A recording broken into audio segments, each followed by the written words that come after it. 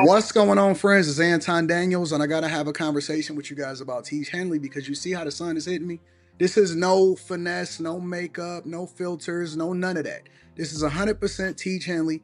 I use it in the morning as soon as I get up, right after I pray and brush my teeth, jump in the shower, and I'm hitting the streets because you never get a second chance to make a first impression. So even though they're giving you 40% off your first order, 20% off for life, even though you may get a free gift, forget all that, right? Because we would do this even if it was full price because it's worth that much. I'm in the streets, I'm kicking it with people, and I see Dusties everywhere. You don't want to be them. You want to separate yourself. And the way that you separate yourself is self-care. Ladies get it for the fellas. Fellas don't wait for the ladies to get it for you. I'm about to hit the streets right now, and I'm feeling confident. I'm feeling great. I mean, I already got confidence, but to have that extra boost of confidence, knowing that you've taken care of yourself and you set yourself apart from all of the rest of the sheep that's walking around making bad decisions on a daily basis. And it's reflected in their actions. It's reflected in the products that they use. It's reflected in the people that they follow. And so if you're trying to level up, if you're trying to make sure that you look good, they're going to send you the pack. They're going to give you all of the instructions on how you're supposed to use it. Then make sure you get your Teach Henley. Again, 40% off your first order, 20% off for life. Get your free gift. Make sure you tap in with your boy Anton Daniels because Unc is never going to lead you wrong. I would never have you use a product that I don't use myself. Again, they've been rocking with me for a long time. Make sure you get your Teach Henley. I love you. I appreciate you. I'm going to holler at you guys later.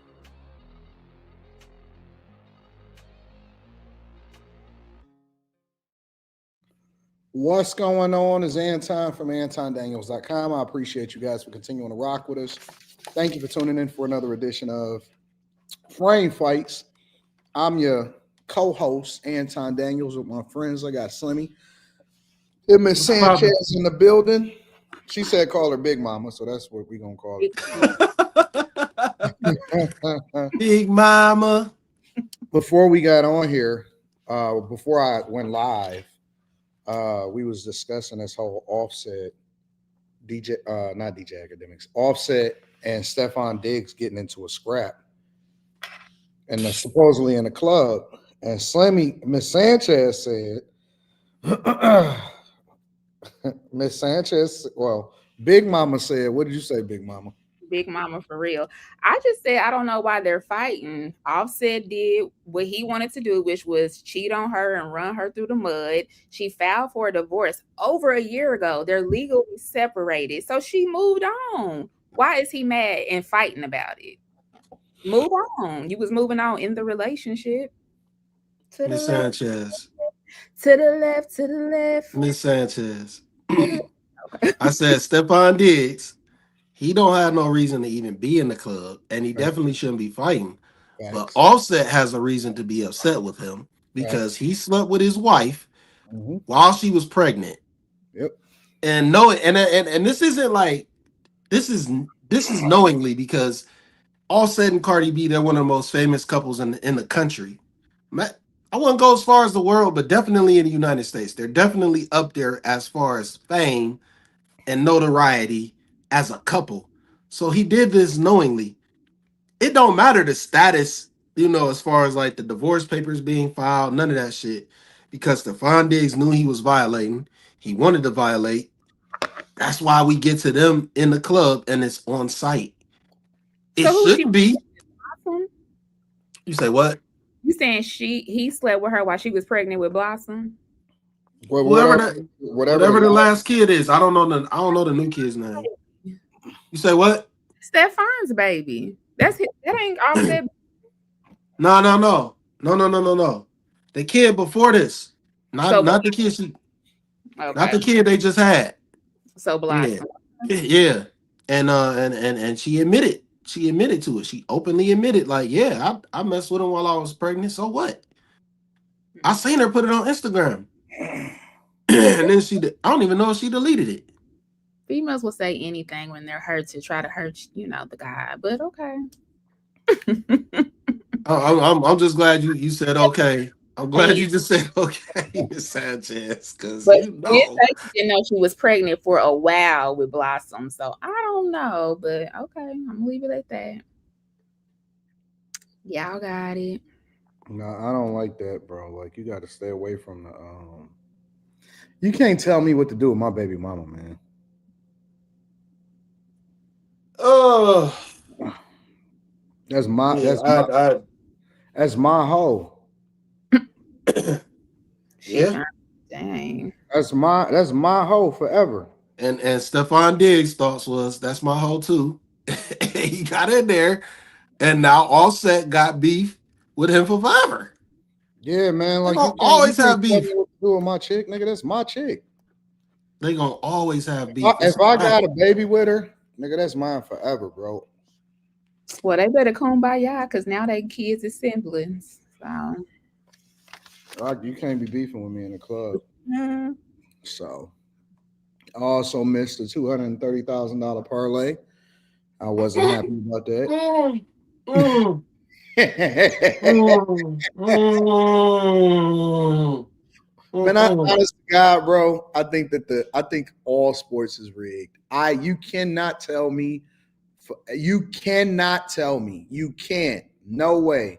Is no way in hell you could tell me that all sports is rigged, bro. It's rigged. It has to Yeah, be. I missed by one game. One game. yeah. It's all rigged. Ever since that one dude, it's like 5, 6 years ago.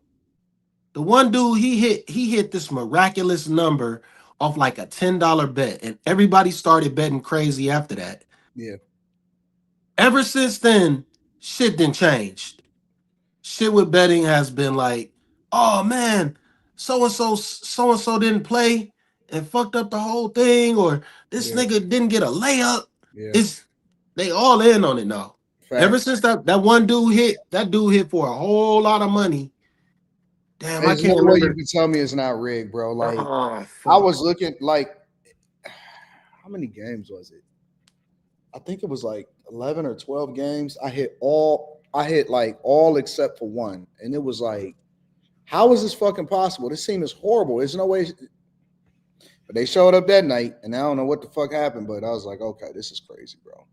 Kid got fined. A kid not fined. A kid got banned. A kid Oh, yeah. got Oh, yeah, banned. they ban you. I He got got banned from. banned. That's why I got banned from. Well, it used to be Greek Town Casino, but it changed to Hollywood Casino here in Detroit. Oh yeah, you told me I about got that. banned because I made a lot of money online sports, like on sports betting. Nigga, they pushed me off and they said, "All right, we're not taking no more." They didn't want to take no more bets from me because Yeah, I remember you I said that. crushed them, like I absolutely mollywopped them one night. They pushed me off altogether. Like I couldn't even come in and play craps. I talked about it online, bro. Like Yeah, I remember talked that. about it. Yeah, no. But I'm talking about this college player though. This dude, he was by himself. I can't remember if he caught the ball or if it was a run play. Yeah, I just know he was by himself. Nobody within 2 steps. yeah, nigga, mess Straight to up. the and he just ran out of bounds. Yeah, that shit He's is he crazy. banned he banned from the NCAA for forever. He's Yeah, bro, that toast. shit is crazy, bro. He's toast. Like that shit is woo. I'm about to Oh, miss Mika right was there that now. night? I'm about to miss right now on the Nuggets. Oh no, don't bet on basketball. I thought you was talking about some football shit. Oh I'm yeah. on my basketball. Basketball is too easy to manipulate. I'm about to miss on the Nuggets. That's the only one I'm about to miss. Oh, Mika said she was there. Yeah. Mika was with me. Yes, That's yes, right. that is so true. Mika was with me. Yes, she was. Yep, she was there. She was definitely there with me. And I'm sitting there at the dice table. I'm like, I'm feeling good. Me and Mika hanging out downtown. I see a bunch of security start surrounding me. I said, "What the fuck is going on?" Yeah, that's whack. Literally, they start surrounding me at the craps table, bro. They literally start like they gathered around me and they was like, if you come back in here, you're gonna be trespassed. And I said, "Bro, what the fuck is going on?" And they said, "Yeah, online, you're removed from being online." So, and I was like, "This is crazy." That's foul, man. Yeah, That is Mika sure foul. was with me. Because That is crazy. the reason that I don't like that though is because if they whoop your ass, it's all good. Yeah, They could whoop your ass to the point where you start putting up your house and all kind of crazy shit, and it's cool. yeah. You whoop on them, they kick you out. They I gonna couldn't claim believe it. I That shit couldn't is believe it. weird. That has never happened to me ever in life. I've never ever been removed from a premises. Yeah, that's wild. Anyways, so we got Oh some wait. movies. Talk Go ahead. to Lamont. We always shoot the shit on every show on the platform. We just shoot the shit first, man, before we get into it. It's still a movie review show. We just talking though, You got dog. somebody complaining, somebody bothered. I think he just didn't know what was going on. He didn't Oh yeah, understand. we just kicking it, letting people get in and gather themselves. Anyways, what's the oh yeah, all right. So we're gonna talk about two different things. We got a movie trailer to play, and then we're gonna get into Five Nights at Freddy's 2, and then we're gonna get into the whole Diddy, because all four of us, let me tell y'all this, bro. Of all of the shows and all of the things that we do, I will tell you that this one is the most labor intensive as far as actual effort that you have to make every week. And as Woo! 7 weeks, we've been on this shit, and I'm surprised that we ain't fumbled. You got to go out, no matter what's going on in your life. You got to make sure you see these movies. And you got to make sure you watch these documentaries and stuff. And so it's fun. It's really, really fun, but it's work. This shit is work for real.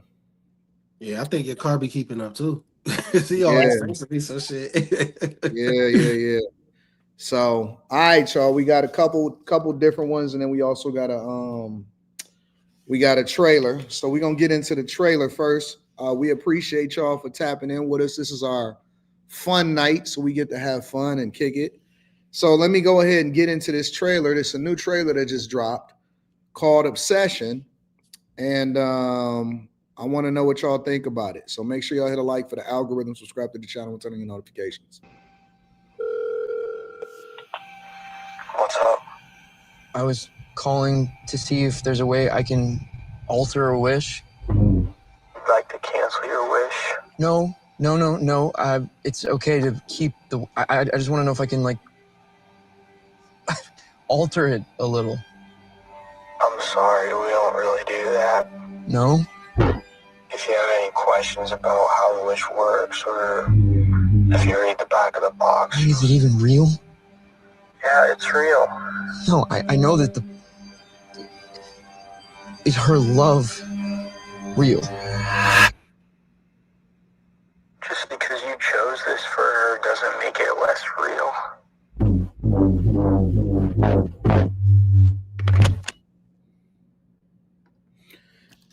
All right, so there you go. That's the trailer. That's simple, something different. What are y'all thoughts about this trailer before we get into the other real stuff? That boy seem obsessed. Right. I'll see it. It looks good. I'm a good horror. What do you think it's gonna be about? Maybe, I don't know, him stalking somebody. That was so short. I don't know. That's how a trailer should be, to be honest. Yes. That is what trailers are supposed to be. Trailers should not be telling you the whole movie. Don't tell me shit. Just give me enough that I might want to see that. That's all I need. I don't need every scene and a piece from. Just give me enough to reel me in and let me make the decision if I want to go see it or not. I agree with you 1,000%. But this definitely looked like somebody put it in the chat, some genie stuff. You know what I'm saying? I think it's more or less about, I think that, of course, the whole wish thing is, I think it's him liking a girl so much and he wish that she was probably obsessed with him, and then the shit probably turned toxic. Yep. That's the premise behind the movie. Yeah, I think it's like, I wish you would be. I think it's some miswording going on with the wish though too. Yeah. Like, I wish she was in love, but he didn't say with me, and Right. it go to somebody. Is this real? Is she really in love? Yeah, but you gotta be specific. So it's like it seemed like some fucked up shit took place.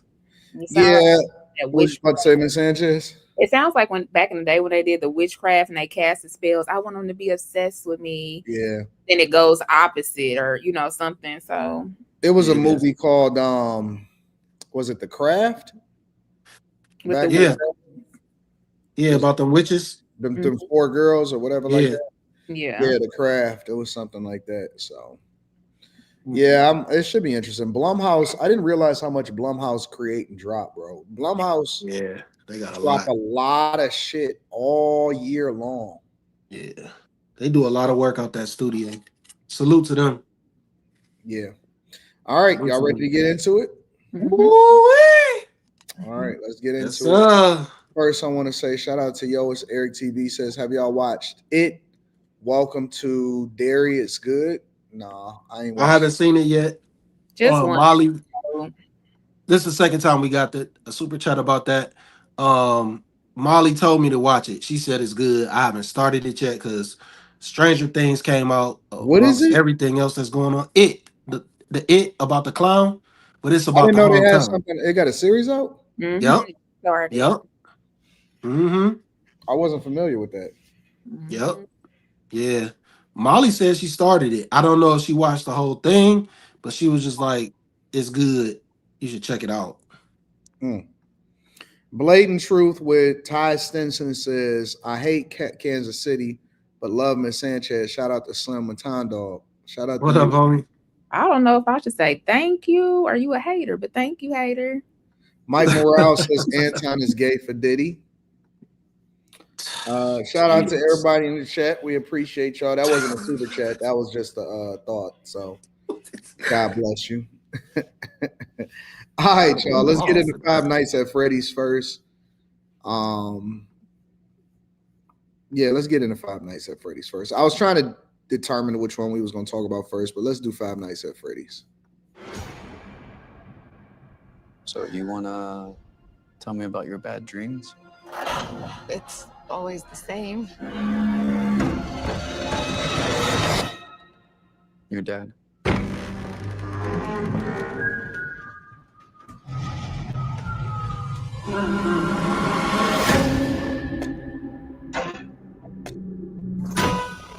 We're never going to be able to move forward until you deal with some of the mess you left in your head. My father was a monster. You know that. Everyone called it an accident, but it wasn't until years later when those 5 children went missing that I knew she was murdered by him. Are you ever gonna go back to Freddy's? I mean, I think my sister is here.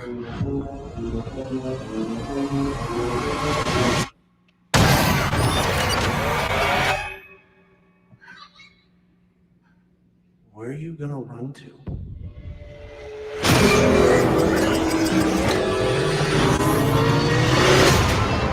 What do they want with my sister?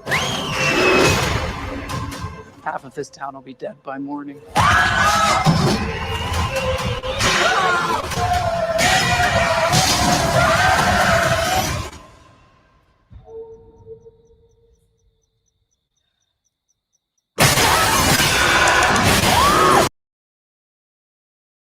All right, I'll leave it there. I don't know if y'all want me to go first. If y'all want to go first, y'all let me know. It don't matter with this one. It don't matter. I can go first. Because I don't want to go first on the next one. You don't? I can go first. No, I can go first on this one, yeah. Oh, okay. Go ahead. Okay. So it kind of started off a little slow to me in the beginning. But okay, it starts off, they back in the beginning where all the kids are at Freddy's, and you see where Charlotte and Vanessa finally, their relationship, what happens in their relationship at the beginning. Charlotte sees something happen. She tries to talk to people. Nobody's paying her any attention. And then some wild things just happen moving forward from that.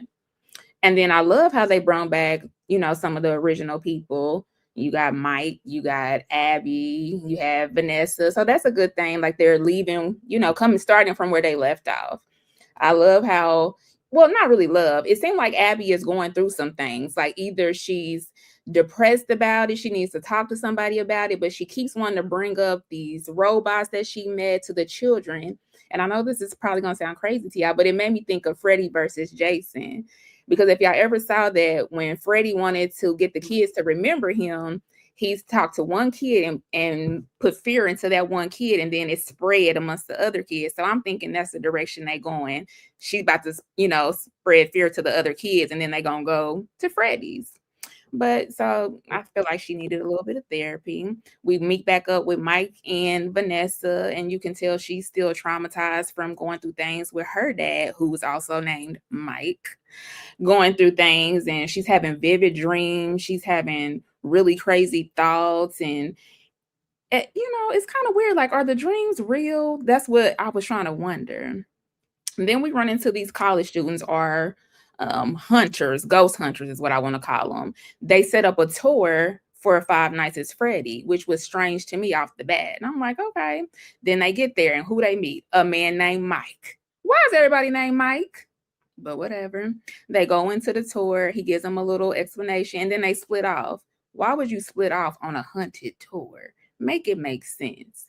So they split off, and then, of course, some strange things start happening then. I'm not going to tell y'all what, but there's some strange things start happening. And so Abby, like I said, it seems to be either she's having a mental thing, because she goes back to Freddy. Why would you want to go back somewhere that you almost lost your life? It doesn't make sense. So her brother finds her, whatever, and he lets her take a toy, which I'm like, why would you take a toy from a haunted place? Doesn't make any sense to me. It's called a fast something, and it changes your voice. So she took that home. She talks to it, and somebody comes on there. I don't know who it was, but somebody talks to her and tells her they need help and to meet me at this secret location. I don't know what the location is, but it's definitely different from the first one. And her friend comes out, and her body banging. It's better than the old robot. I'm like, okay. So they've changed. Things are, you meet the protocols. Like, it's a lot going on. But I'm going to say at the end, I was fooled, y'all. I was all wrong. That's all I'm going to say. I was definitely fooled. But I don't feel like this was something that I would see again. It wasn't that great. It's kind of cheesy. But whatever. What you rate it? I'm gonna give it like a 5. You on mute? You on mute, bro? You said you're giving it a 5?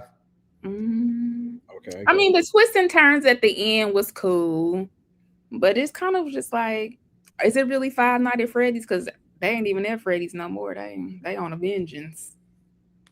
Well, yeah, I'm gonna leave it at that. They on a vengeance.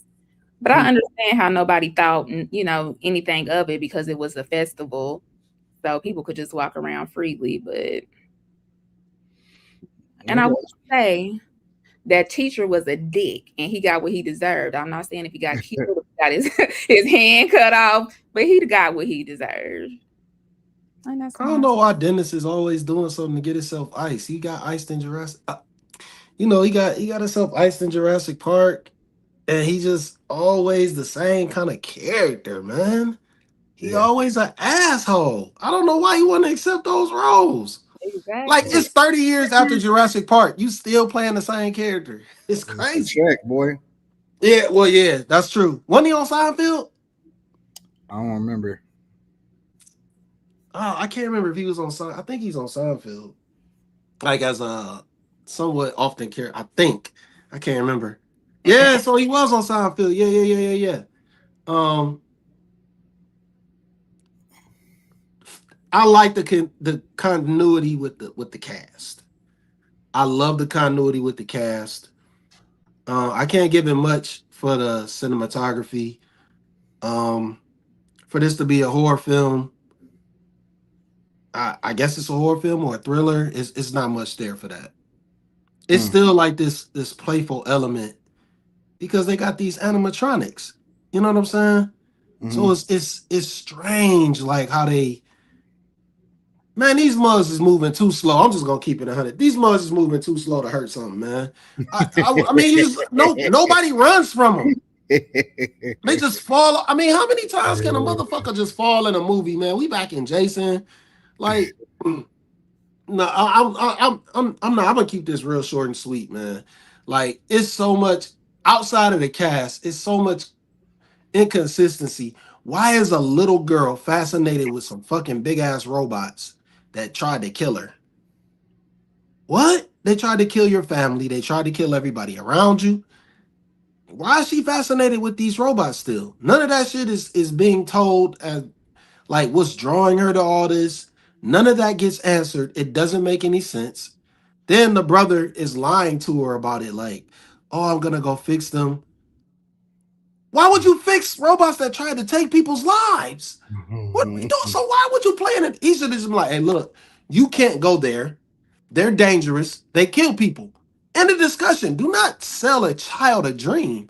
None of this made sense. And she keeps going back.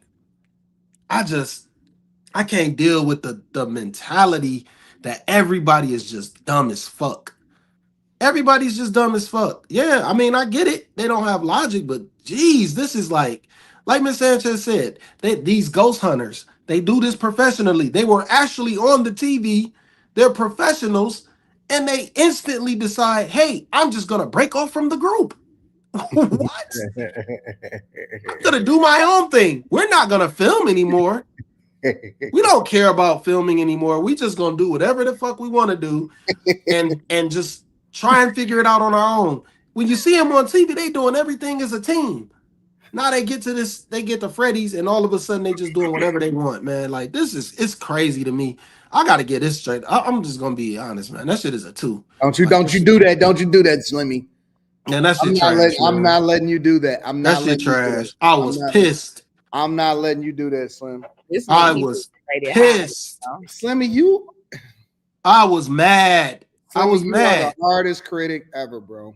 Man, I mean, you don't give me no cinematography. You the one that's the hard critic, bro. I mean, hey, that's cool.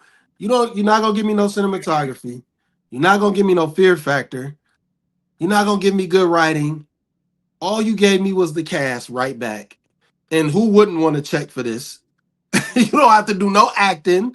You don't have to do no hard work. Okay, cool. I gotta run from some fake ass robots. I'm gonna take the check. I'm gonna take the check. There's no writing at all. This shit is pathetic. Like this shit, I don't even see how man, put that shit on Netflix, dog. Don't ever put this to the big screen. Cause I know y'all trying to come out with that 3. Don't do it. Don't fucking do it.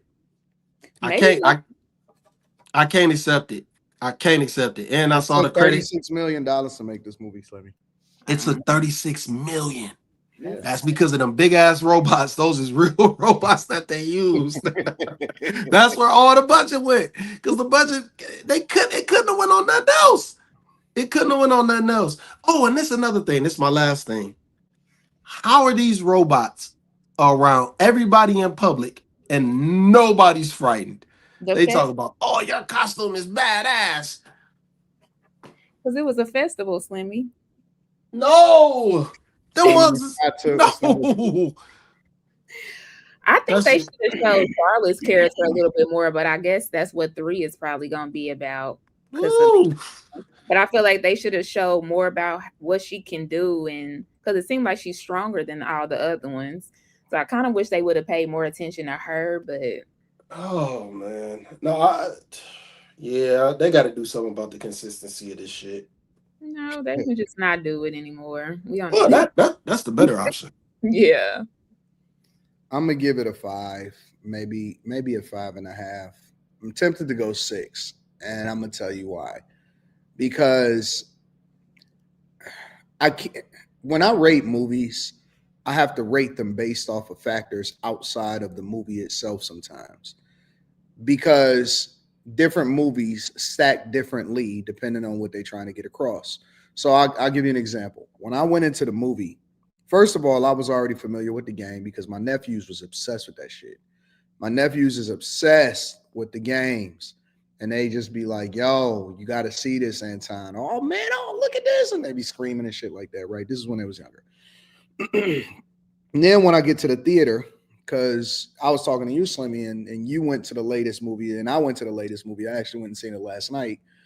My daughter had a banquet, and then I went to the movies right after, late at night.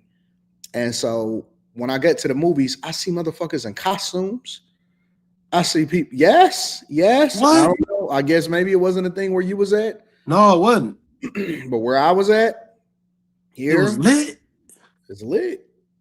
It's lit. And I'm going to tell you, the audience that you watch it with sometimes can also affect how you consume. That's a fact. Which is another reason why going to the theaters make a big difference, right? So people were cheering and they clapped at the end and they had on costumes and shit. Yeah, man, it's a real thing. It's a real thing. And I quickly realized how much bigger this thing is as far as it being a cult type movie versus it actually trying to be as realistic as possible or be as much of a thriller, right? Because even though it may be looking at it, they may say it's a horror or a thriller movie. I don't look at it like that because it wasn't on blood, wasn't on none of that. So they were trying to cater to multiple audiences. They're catering to the video game crowd that love the games. They catering to the people that love the movie itself, and and trying to resonate. So with that being said, I understood why the Bears wasn't moving real fast because it had to stay truer to the movie. It means truer to the games, right? I understood why, the even though it doesn't make sense how she's jumping from person to person, if you're watching it with fresh eyes from the first time, then you're gonna look at it and say, why is it doing this? Oh, that don't make sense. Why they not getting away? Why is the Bears moving so slow? How come the bear just appear and it ain't making no sound? And the rabbit ears was able to get under it, but the bear looked bigger than the doorway. You know what I'm saying? Like you can easily pick apart the movie itself.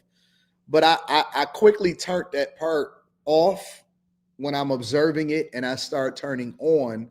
Are they trying to resonate with the audience that loves the franchise and that is supporting the cult classic of the movie itself? And if that is the case, then I will say that it's yes, it is, right? Of course, the nigga could have got out of the water before he got chopped up by the little things that's inside of the water. Yeah. I liked the very beginning because I looked at the film for what I liked about, for what was good about it, right? The very beginning of the film was lit. How the girl died in the beginning, in my opinion, was lit. Like her getting pissed and screaming at all of the adults and then dying right there and then falling into the little hole. That shit was dope as hell.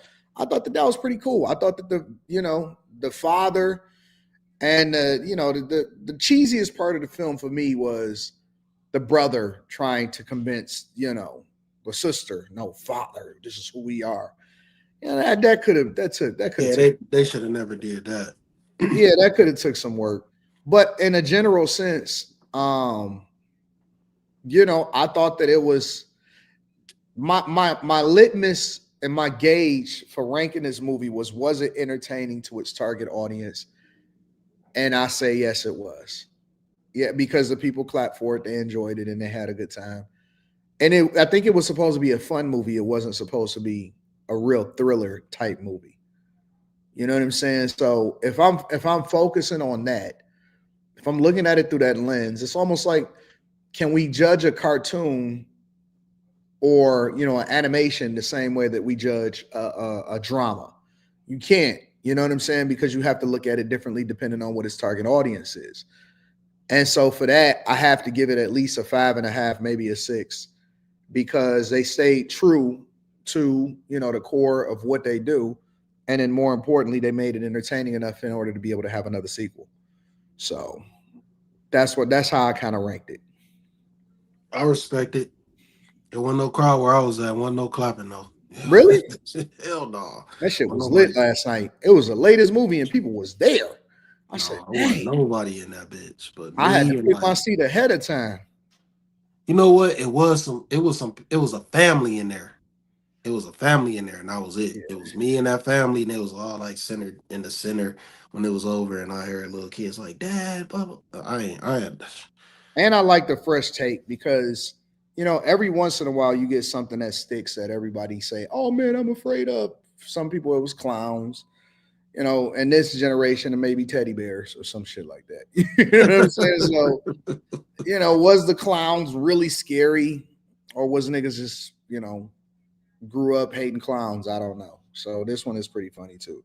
I mean, yeah, it's not realistic. I mean, the nigga was turned into a computer programmer that was able to cut the RFD and the connections, and then the nigga somehow was able to grab a mask and know that it scanned it. Yeah, there's a lot of holes in it, right? But Woo. it was a 5 for me. It wasn't, nothing great, nothing awesome, but it's something to watch, and I can understand why people that play the game actually wanted to go and see it in person. So that's the way. Are you going to see part 3? Yeah, because we got to do this show. No, not if you don't show the trailer. Not if you don't show the trailer. We don't have to see. We got to do the show. Do you feel like they should have showed more, Anton? Do I feel like they should have showed what? And Charlotte's role more. No, I think they played it. I mean, it was an hour and 43 minutes, hour 42 minutes. So they showed it. They did as much as they could. And it's kind of like I said, it's an extension of the video game. So it's almost like, if you've never played the game or if you're not familiar with the game, then you kind of lost trying to figure out what the fuck is going on in the first place. So yeah, I didn't know it was a game. Me either. Yeah, it's a game. That's where it's derived from. I feel bad now. Y'all didn't know that? People are obsessed with that fucking game, bro. Yeah, I ain't hip. Yeah, that's what it's derived from. It's really an adaptation of the game. Is it yeah. See, I seen somebody say that the storyline is deeper.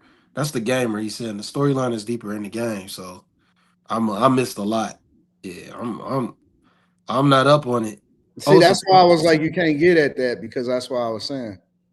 Now it make a little more sense why you said that. I'm like, yeah, that shit was horrible. Yeah, no, it's really an extension of the game, and that's why a lot of people was dressed up for it and stuff.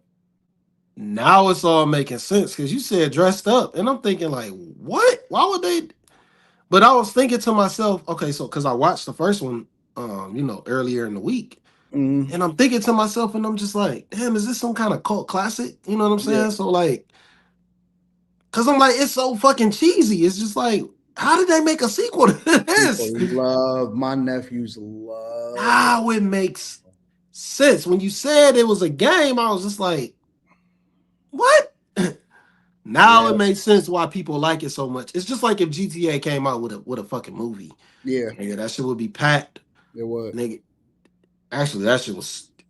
I don't think they should make a movie about that. That motherfuckers might do some extra shit off GTA movie. Yeah, but like this makes sense. Your car said it. Like if Roblox made a movie, would you be like, "Oh, this movie is trash," or would you be more based off of the adaptation of the game itself? You know what I'm saying? Yeah. Minecraft made a movie a couple months, over the summer, I think. Yeah. Yeah, they did. Yeah. So that's why I kind of looked at it differently. I think that the critics weren't as connected as the audience to why they made the movie and why the movie is so significant. Because it made over 100 million worldwide in 3 days. So yeah, your car said some crazy number that I wasn't expecting. Yeah. I'll give it a 3 then. I'll change it from a 2 to a 3. for it being a cult classic. But for me, it don't. If it wasn't for this show, Slimmy is too hard on these games, bro. On these movies.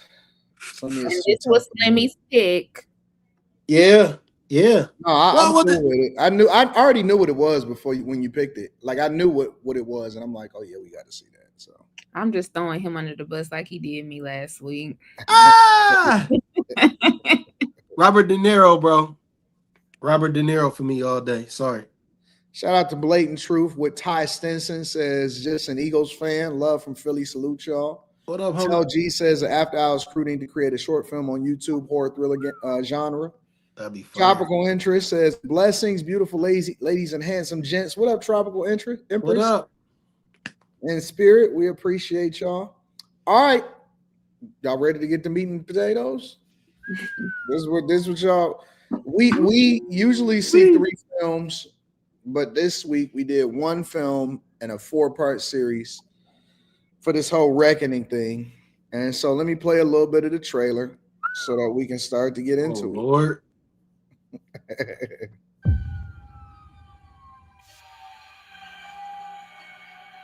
We have to find somebody that'll work with us that has dealt in the dirtiest of dirty business. We're losing. Puffy, Puff Daddy, Diddy, Sean Combs. All of these reincarnations, all those name changes are attached to really bad deeds. Everything in life, you're going to have people that are bad and people that are good. You have to choose your side.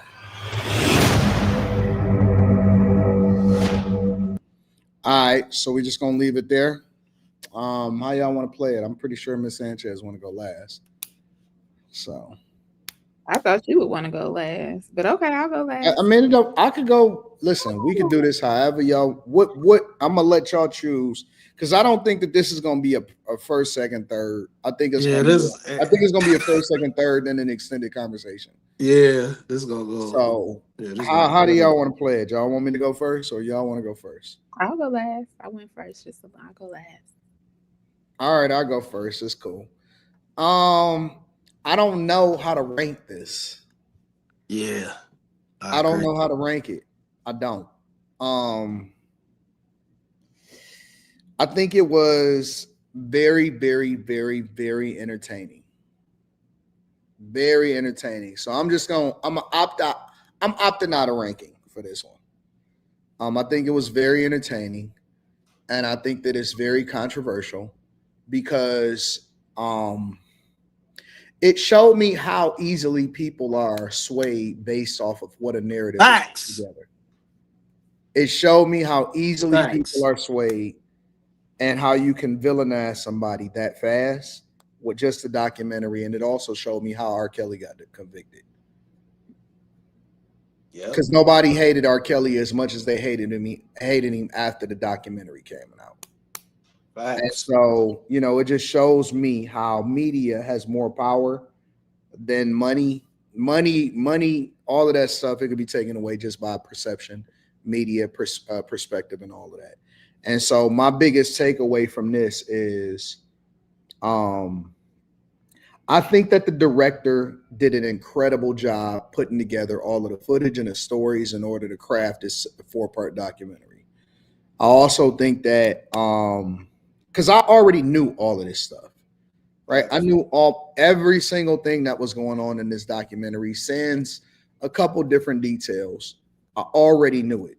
Like, this is not something if you a real hip hop head, and when I mean hip hop head, I mean came up in a certain era, aware of who Heavy D and the Boys is, aware of Andre Harrell, aware of how the music industry worked, aware of all of that stuff, then none of this stuff that they're saying is new. But if you are aware of that and you came up in this era, you also understand that there's a lot of details that was left out purposely.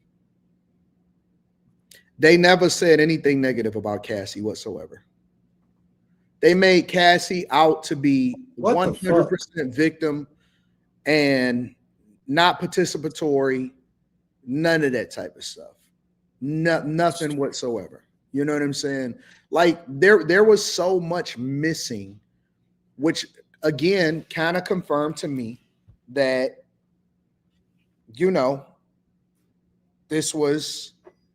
they did a good enough job to where it would make it seem like they were being objective, but it's clear that a lot was missing. But you'd have to know that because you'd have to be aware of what was going on outside of that. You know what I'm saying? So I have to look at it from that lens, which also gives me, from the perspective of docuseries, I can't really rank that because they're trying to kill his reputation. Now, I'm not a Puff fan. I think that Puff, his strong suit is he's always been a great marketer. He's always been one of the best marketers of all time because Puff never really had talent. You know what I'm saying? He was never really great at anything. He was just really excellent at promoting himself, And so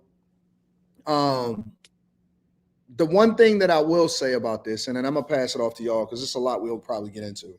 Because I could, there's so much that you could talk about it all day. The one thing that I will say is that the only reason that we're talking about this is because Puff is cheap as fuck. The only reason that we having this conversation is because Puff is cheap.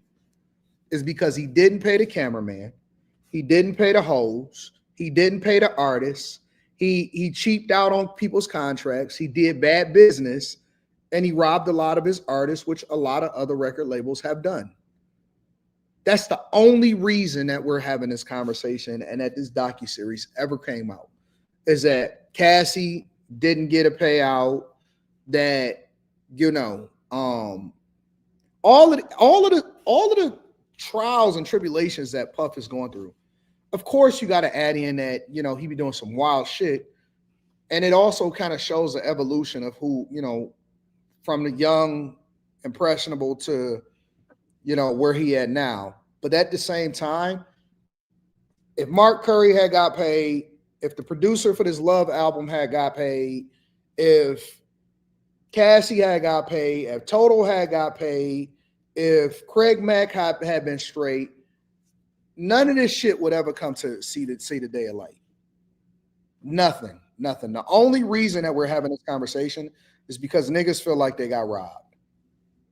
I'm gonna stay at that for now. Yeah, I'll just piggyback off that point because that's what I saw. Literally, that's what I saw. I saw a bunch of people disgruntled because they didn't get no money. Because Mace ain't in there. Mace is not in there. Nope. That was the main thing I took away. I was like, well, so they ain't gonna have Mace in this bitch? They ain't gonna have Loon in here?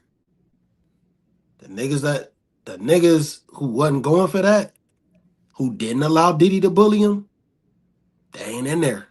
Nope. The locks ain't in there because Diddy had to pay them. They're not disgruntled. Sean ain't in there talking about Diddy. He's recently, they could have interviewed Sean.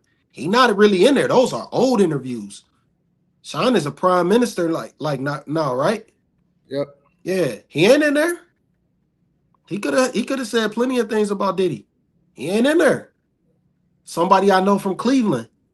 2 people I know from Cleveland. They not in there. Yeah. Sherry Denise, MGK. They not in there.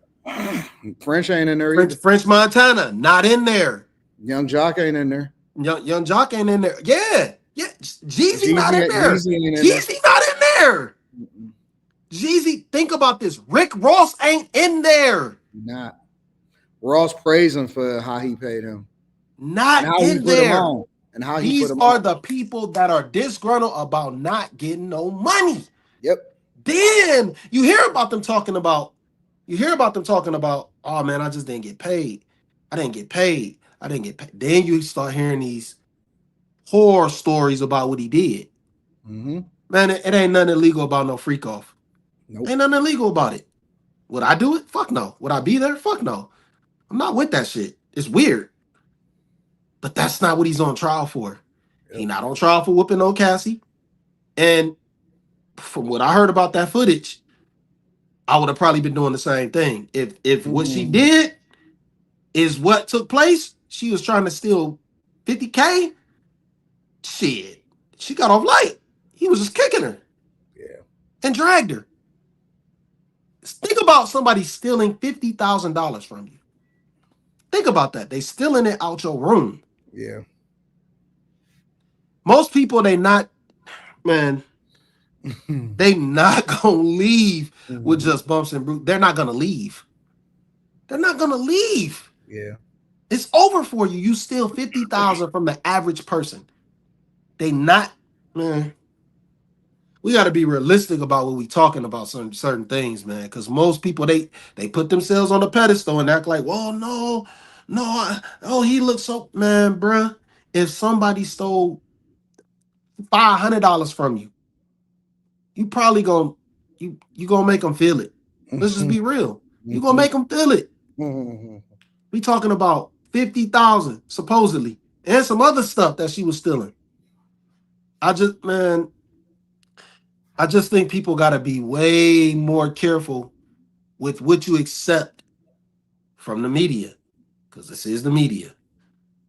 And I think it's a dangerous game when we allow enemies to make documentaries. And I'm somebody who likes 50 Cent. And I do not like Diddy. But I don't like this. I'm not for shit like this. You got to be objective, man. You got to tell the truth. The truth is the main thing. 50 could have, man. Do you know 50 could have changed everything? He literally could have changed everything if he'd have just told a little bit of truth with this.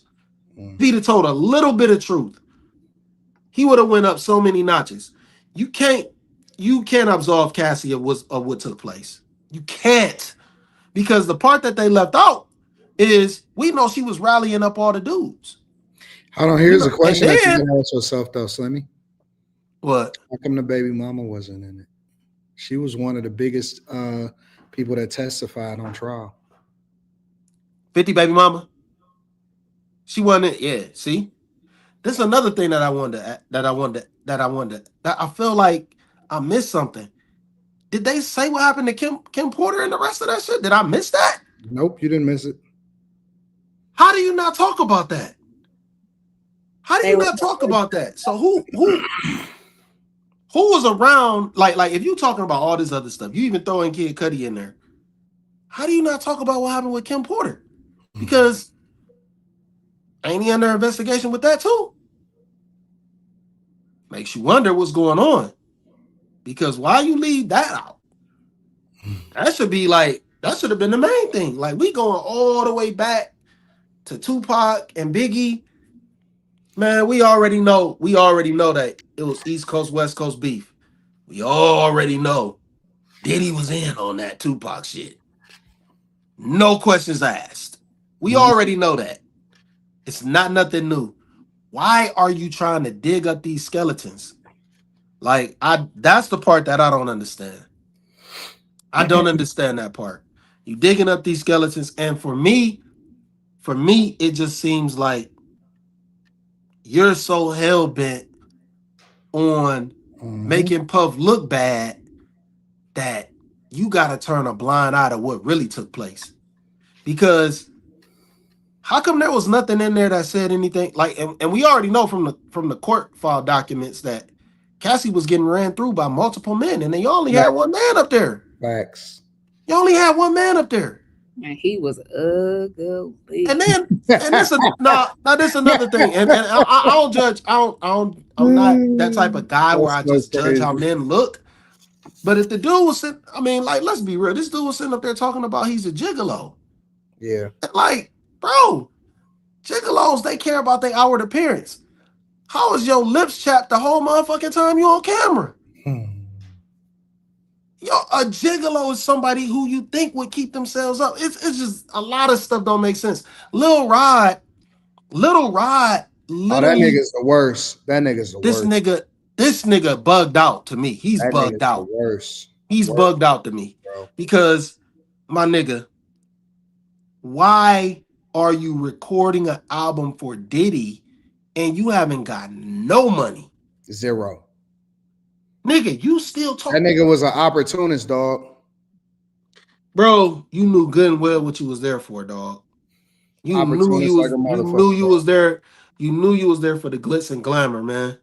Now, when you wake up, you got headaches, you got ass aches. Hold on, wait. How was this nigga? How you don't know? You was confused, so you spent all of that time, bro. I'm not going to no nigga house. I hate to say it like this. Bro.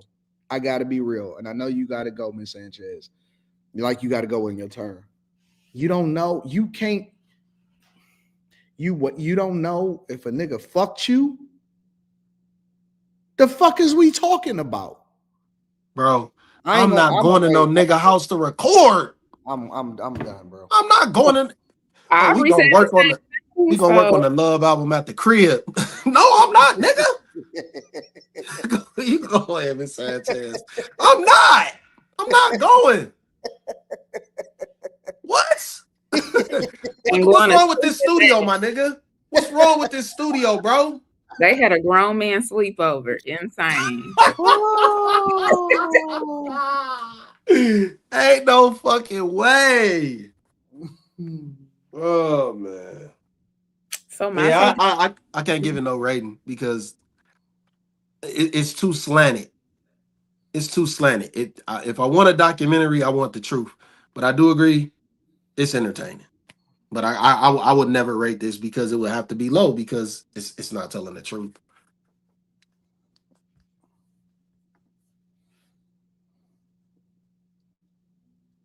You can go, Miss Sanchez.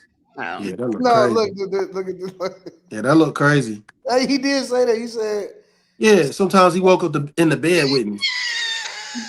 Nigga. hey, do you know that when he said that, nigga, do you know I shut my, because I had the shit on the iPad. Because I'm sitting there listening to it while I'm doing my stuff on my computer and shit. I looked at my shit, man. I just shut that shit down for a second. I said, I got to take a break. Honest to God, I said, I got to take a break. When I heard him say that, I said, I'm taking a break. Man, I rewound it. You know, you got the 10-second thing. I went back. I hit that bitch a couple times. I'm like, huh? I'm like, what this nigga just say? I'm like, wait. How did we get to? Hold on. Did I miss a whole thing? Like, how did Diddy get in the bed with this nigga?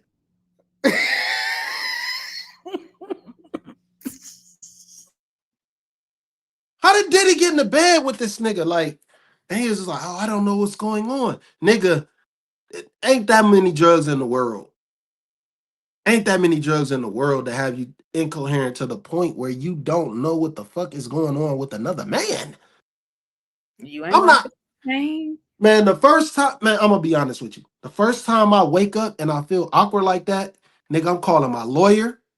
I'm calling my fucking lawyer. I'm getting the fuck out of there. I'm getting a plane ticket. And then I'm going to get a gun because I gotta threaten you because I know it's cameras in this bitch. You have to give me all the tapes, dog. I need all the tapes because you can't have no footage of me like that. You can't. If I'm out of it to the point where I don't know what happened with another man, we got a wreck shop, and I don't mean in a unmanly way. I mean we got a wreck shop. Some shit got to get fucked up, and the tapes have to be destroyed. You on mute. Then you go to the bathroom to do it number 2, and your butt hurt. Man,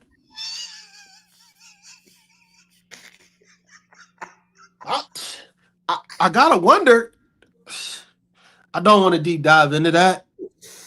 Matter of fact, I'm gonna just leave that alone because it might not hurt. It might not. Cause woo, yeah, I'm just gonna leave that alone, man. You wake up and you the little spoon. Oh hell.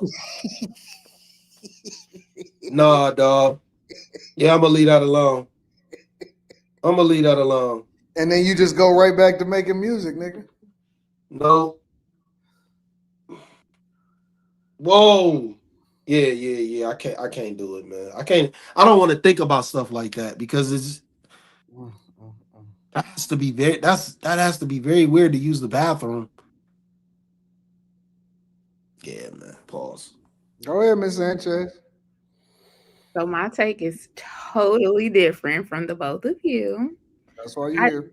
I don't believe that he is a victim. He may not have done everything that he's being accused of, but he's definitely a psychopath. And if you look at what the meaning is, he has a lot of those traits. He's manipulative. He's a compulsive liar. Like, and I'm not just going off what the media was saying. I'm going off the videos of him talking and the things that he was saying. Like, just for instance, it seems like the way he got into the spotlight more was after that charity event. You took that like, oh, this is my way in to get on the media, get my name out there more. That was crazy to me. Like, what? And then it seems to also like every time he got upset with somebody or showed jealousy, like to me, I think he had a crush on Biggie. I don't know. But why would you jealous of him and Tupac's relationship like that? And as soon as he gets mad at Tupac and he gets mad at Biggie, they both end up gone. It just really makes you wonder. And yeah, the whole Cassie thing, I feel like she definitely knew what she was doing. You went and picked that ugly man to have sex with, and you had sex with him 3 to 4 times a night for 3 to 4 days, she definitely knew what she was doing. But I feel like Puff Daddy been a fun boy. Like, he been liking his booty play with. Why would you stand at Andre's house?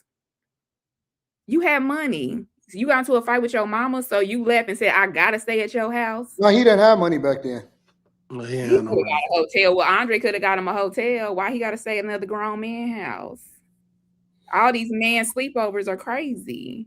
And then he said, what did he say? His mom, it was the word Andre used, dazzled or something by Puff Daddy. I'm like, they was boyfriend and girlfriend. Something was going on. That's just the vibe that I got.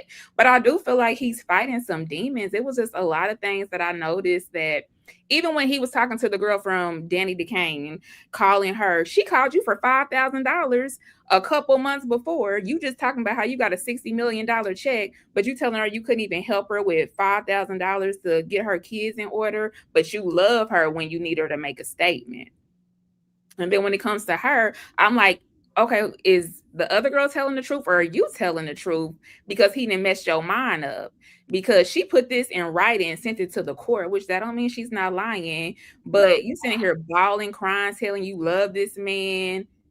I think he really did do something with her, and she's just mind fucked, honestly. But I mean, it's a lot more I can go into details. But like I said, I know we're gonna go back and forth, so I got my notes. Okay, so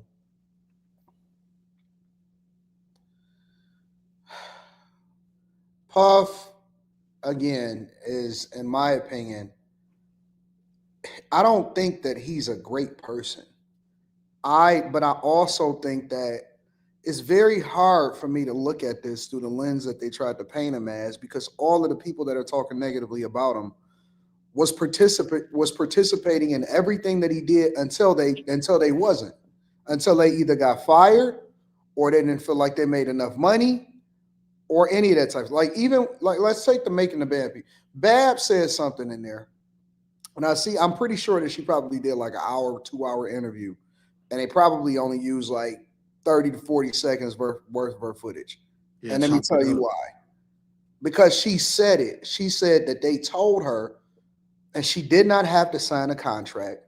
I remember that episode on Making the Band where Sarah was the one that said, I want to go and look at my contract and I want to take it back to my husband. And all of them was against her and they was going off on her and fighting her because they wanted their advance money. And Babs admitted it. She said that she took it to her lawyer, and her lawyer said that this is a contract for fame. This is not a contract for money, and she still went. And so when I think about all of these grown people that participated, that wanted to be down, it's like you can't go back on that shit now. You knew what you was signing up for. You knew that you was playing this role. Bro, the Aubrey O'Day chick, you trying to tell me she didn't know that she was sucking dick and she was getting a train ran on her? That's what I said. You didn't wake up. Confused, nigga. You don't know. Dog, if you go back to that, she wanted that limelight. She wanted that shit. Yeah, she said it. She said it during one part of the video. She was like, "Oh, this was a live part. This was a live part, so they couldn't. This wasn't nothing that they edited. This was a live on TV part." She was like, "Oh, you want me to be nasty for you or some shit like that?" I was like, "What?" Shit. The Dawn chick, even the Danny DeCane, not the Danny DeCane, the other chick that he didn't get 5,000 to. I'm glad that dog. She called the Dawn chick out and was like, man, she was down. She was going. Then she wanted to show up with a lawsuit. Come on, man. I'm just not, bro. All these people were grown folks. Should Diddy had done better business? Is he a narcissist? Yeah, of course. Hell yeah. But if you're telling me that all of these people are just victims because they was participating, I don't believe that shit, bro. I don't believe it. They was there. They was in on it. They was. Stop, bro. Stop. You can make that. I mean, honestly, you can make the same type of video about 50 when it come to what's his name, Game and Young Buck. You can make the same video about 50. It's just less people. And then you got like Spider Loke and those guys. They'll probably be like, yeah, 50 shorted me a little bit of money. I got this from Five Below. But y'all think all these men are gonna come on there on national TV and say, Diddy had sex with me for what? Yeah. For what? Because they're trying to get paid. Netflix said they didn't pay nobody. No. They trying to get paid in the lawsuits that they filed. Yeah, I saw 100 of them. I don't think it's dudes lined up like that. I think it's more women than anything. It's probably here's more women. the other part of it, though. Here's the other part of it. I said this a lot. I said all of these niggas that's in the music industry and that's in the film industry is gay. He just need to come on. I don't think that Diddy is the master gay man. I think that all of them niggas is gay together. And but because Diddy is the one that's at the top as far as like having the money and the resources and shit, now it's, oh no, he manipulated me. Let me tell you something. No man can manipulate me. No man can manipulate me into giving him some butt. None. No man on the face of this earth. I don't care how much money you have, what you do, no man, not a man on the face of this earth. I have to take ownership and responsibility for that 1,000%, because there is not a man on this earth that can manipulate me into doing something I don't want to do sexually. You can't even get me in the room with you, nigga. What the fuck we talking about? Yeah, I'm gonna be honest. Like, this is strange to me because I don't even want to be around nobody who move like that. Why is grown men sitting there talking about, and he sexually assaulted me? What the fuck are you talking about, nigga? And then they stayed for years. You a grown man. The one dude. Did you fight when you got up? The main dude with the dreads. He waited until they filmed it a certain way. So at the very end, he started talking about, yeah, he sexually assaulted me. Nigga, you mad because he talked you out of your 25% of owning owning Bad Boy. He talked you out of your 20. Under no circumstances am I signing that. Nigga, kill me. Kill me. All right, kill me, nigga. I'm not signing that. My name will never be on that contract. My name will never be written out that contract. You will never give me out my 25%. The worst part about it, though, Slimmy, the label was already successful and the nigga was still giving it up. Man, why would you? What could Diddy have said? Nothing. What could Diddy have said? Diddy is not that as persuasive. It ain't nothing I've never seen Diddy do that has ever convinced me that this nigga got all the game in the world to convince a nigga to just give up 25% of Bad Boy. Get the fuck out of here, bro. Ain't no way. Get the fuck out of here. Ain't no way. It's just people falling for this shit. It's like Diddy still got mind control over niggas because they still believe that this shit is real. These niggas, these are grown, Slim. These are grown men, 20, 30, 40-year-old men that's saying that another grown man sexually is. You woke up laid next to a nigga. What the fuck, nigga? Ain't nothing you can do that could get me to lay next to you in the bed. And still went to the studio to write. I'll kill you. I will kill you. Dog, I own everything I love. Bruh. On life. I will kill you. You dead, nigga. Ain't no police, ain't nothing. You dying right then and there. What are we talking about, bro? Grown man. Men? Hold on. This nigga said he poisoned them. How? There is not that much poison in the nigga. Nigga, everybody dying. Everybody dying. Bro, man, Bad Boy would be cleaned out. Everybody there wouldn't be no dying. Bad Boy. That moment, everybody is dying. Everybody going, bro. What the fuck is we talking about? You have grown men on a Netflix documentary. Nigga. This is insane. It just confirmed more than what I thought. Like, y'all niggas be complicit. Nigga, the cartel in Mexico couldn't get that information out of me. No way. Either you die or I just go off in shame. But nigga, the Mexican Sinaloa cartel couldn't get that shit out of me. No way, nigga. Ain't no way. The fuck is we talking about? Now, I just don't understand, bro. I don't get it.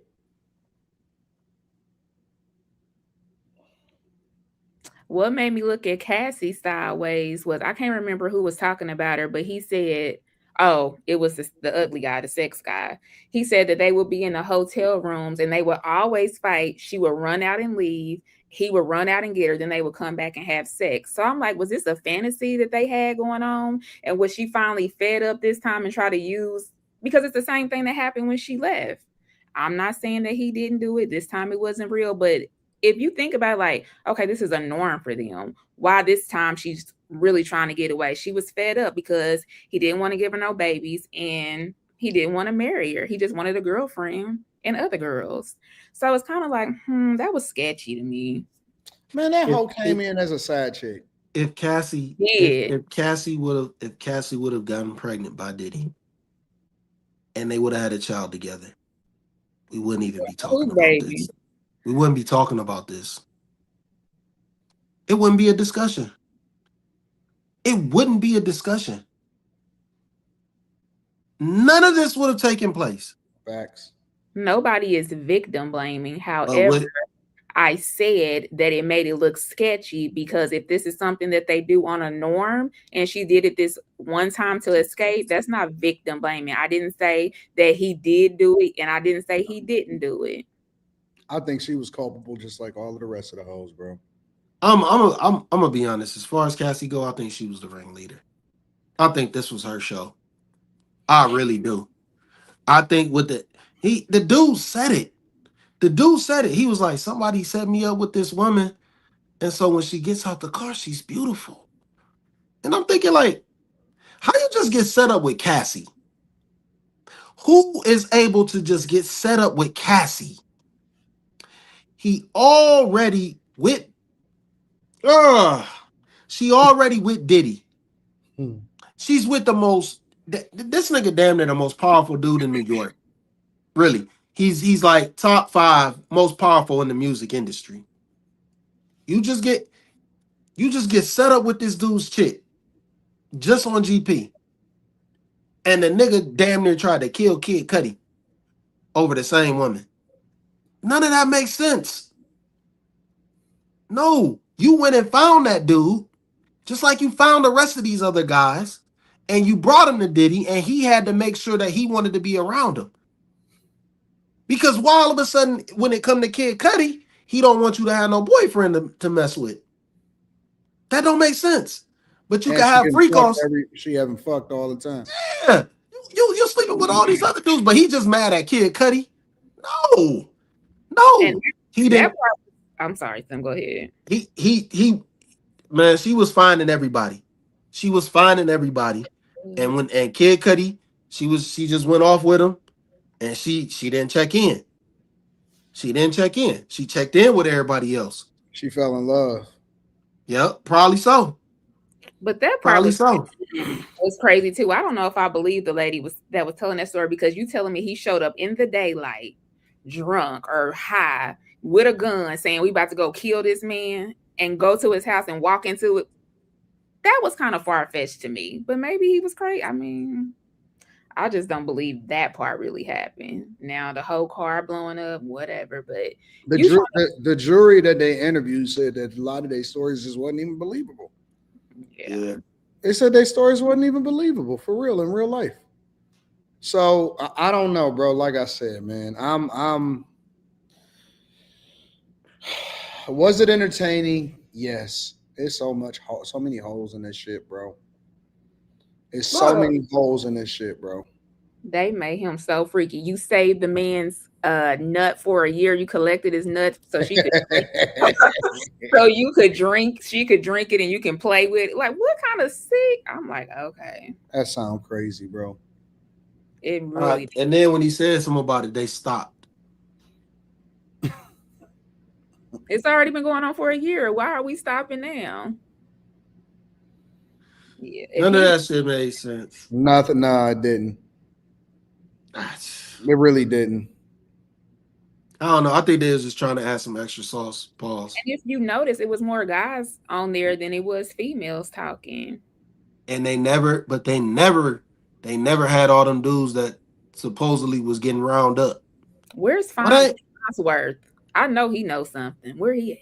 Man, he ain't fucking around with that shit, man. Where That nigga Lori living his life. Yeah, Where Lori Farnsworth on some more other shit, bro. Yeah, he living his life. He ain't fucking with that documentary shit. They not gonna find nobody. Gene Deal either. I think that Gene Deal is probably the biggest sucker of all of them because Gene Deal.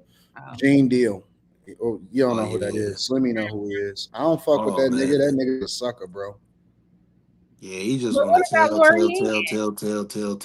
tell. She got found on national TV. Who? Why Lori? Yeah. Why wouldn't she come and say what she know? You know, like, I don't know. Man, they picking and choosing who's gonna tell the story a certain way. Because you know they not, man. Why is it Mace in the documentary?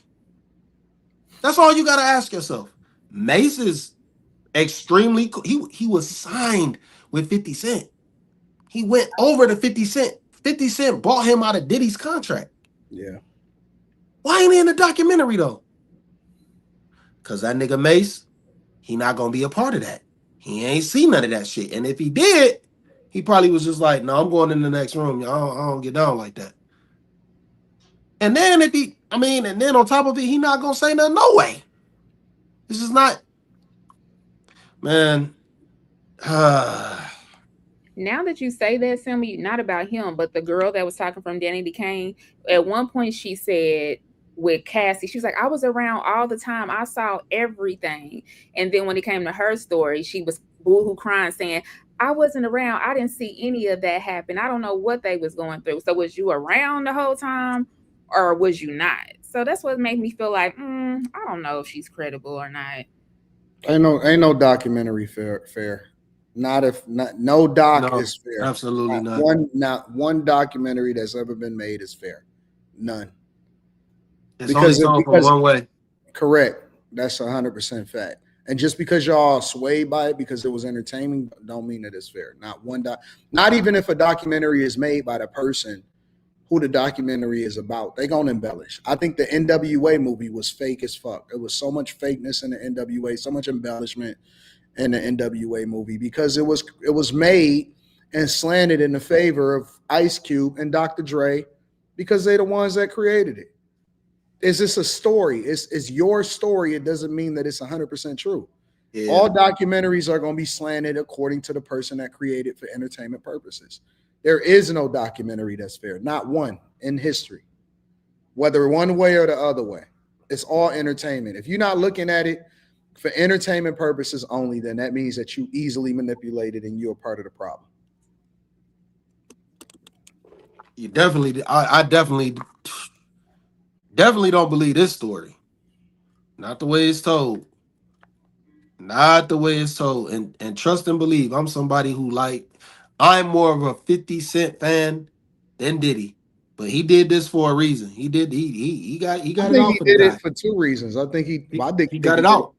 I think he did it for three reasons. I think he did it for financial gain. I think it was a huge bag for him, a Netflix bag for him. For sure. I think that's the first reason. The second reason is because because the nigga is competitive. And third, because of the baby mama.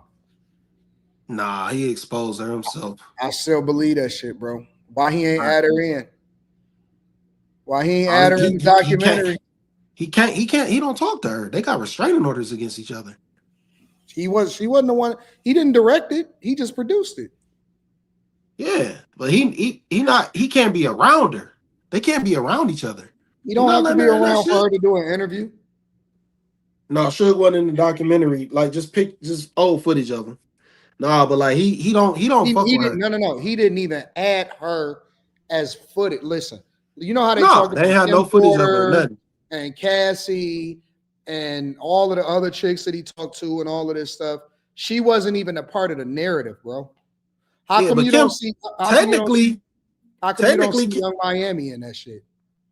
Yeah, technically, Young Miami ain't in there at all. And she was the one talking about doing the pink cocaine with him. That was caught with the pink cocaine. She ain't in it because she's still getting paid from that nigga. They didn't give J-Lo much screen time either, and she hasn't spoken up either. Man. Yeah, they didn't get J-Lo in it at all. She ain't in it. They talked about it for a second when they were talking about the club shooting, remember, because she was there with him that night. So they talked about it for a second, but yeah, not. They weren't about to get her in no interview. She ain't. I don't think she spoke 10 words to Puff since that shooting. She got out of there. She saw what happened. She saw what happened. She was like, "Oh no, this nigga crazy. I ain't fucking with him." But you know what? I feel like his mom, his mom was grooming him in a way to be like a pimp, to be honest. Because even though it was back in the day and that's how they dressed like pimps, but he was young and she was dressing him in furs and these pimp hats and telling him this and that. And I'm just like, she's still moving around with him. She's part of the problem. No, she is the problem. She was the one. She created him. She created him this way, and I don't mean like the giving birth. I mean like she created him this way in that image, letting him know how his dad got killed, knowing that he got shot up by some gangsters, knowing that he was a gangster. Like all that was forming who he was. That formulated who he was. But it's that nigga crazy. Diddy never stopped moving like that. He did a whole 360 because when the beginning, it looks like he went to a almost all white school. You know what I'm saying? They said he didn't smoke drugs. Yeah, that kind of there. Now that was the one thing that definitely caught me off guard. That's the only thing that surprised me, that he never used drugs or drank. And that's all we know this nigga. Why did that catch you by surprise, Slimmy? I would have never figured he was that type. What, to not use drugs and stuff in the beginning? Yeah, I never figured. I thought he was always into drugs and drinking. I would have never guessed that he was never into that shit. And like the dude kept saying it. He was like, "This is some new guy." Like, so it all makes sense once you hear that. Yeah, it all makes sense how this industry can turn you into a monster. Well, he said that they said that he got cut and they had to get some drugs or something like that because of his injuries or something, that he got into a fight or whatever. And they saying ever since then that it's a possibility that he got hooked on that junk. I know people that got hooked on it from steroids. I guess, yeah, from like, having problems and shit like that. I know people that got addicted and hooked on it like that. Which I've never had that type of personality to where I've ever felt like I needed a vice. You know what I'm saying? To keep me going or some shit like that. I just never ever tried no shit like that, bro. Like I've never tried a cigarette. Hell no. I've never tried a cigarette in my life, bro. Not even when you at the casino, you never ever. I've never tried a cigarette because it's just like, I never understood the point of it. I never understood it. You know what I'm saying? But he was on a lot of drugs, yeah. I saw all them pills on the nightstand when he was being recorded. He had fake prescriptions and other people's names, anxiety pills. Like he was popping a lot of stuff. Yeah. I don't understand. Mentally stable. He was very smart. Don't get me wrong. He was very smart in everything that he did. Well, not everything, but majority of the things that he did in business. He's very smart. But I think he got some. No, yeah, I don't think he's smart. A cigar, depending on the environment, but that's like occasionally. You know what I'm saying? Like I don't smoke cigars regularly. I might smoke maybe once every month or once every maybe once a month in the summer. Because I don't smoke indoors, like I don't smoke in my place or whatever. And then I'll smoke a cigar if I like go to a cigar lounge and hang out or some shit like that. But I don't just like I don't smoke regularly. You know what I'm saying? But a cigar, you don't even inhale. Yeah, you're not supposed to. You fucking die. You don't even inhale a cigar, so I don't even know how you can get addicted to some shit like that. You just taste cigars. Yeah, that's you just it. tasting it. Correct. But what Miss said, I don't think Diddy was too smart as far as business goes. And the reason why I don't think that, because he would have known to pay people. He would have known this. He would have known. But here's the thing that I think with him, he got away with so much stuff that I think that he figured the bigger he got, he could just keep getting away with it. But unfortunately, like he said, everything that's done in the dark comes to the light. Like, and you didn't pay these people, but you bragging about, I just deposited a $60 million check. I just did this. Like, it just I don't think that he got big and said I can get away with it. I think it's just maintaining I just think it's a lifestyle. No, that's not what I mean. I'm saying like everything that he did, the shooting at the game, when him and his bodyguard got into it with the people, like every case that he was up against, he got off. So I felt like that built something up in him to feel like I can get away with anything, because he never got charged with anything he went to court with. And I feel like the more money he got, the bigger he got, his ego grew. But yeah, I just feel like he got off on all of those. So Well, was... the problem is like when you hear everything, like one of the main things I'm taking from it, I'm only listening for. I really only watched this because I wanted to know how he learned that business, and he learned from Andre Harrell. So when they kept saying over and over, he just learned the business from Andre, they basically just took what other record labels were doing, and they did it themselves. That's it. The record labels, they weren't paying people. People were disgruntled. And when you see that happening over and over again, and nobody cares, nobody does anything about it, you gonna feel like, oh shit, fuck it, I could follow suit too. Who gonna get mad at me? Don't nobody sue no record labels. We gonna keep doing bad business. Fuck it. They said this dude pulled out racks and gave, what he give Craig Mack $100? Yeah, that's crazy. When he was down bad, that shit was crazy. He gave Craig Mack $100.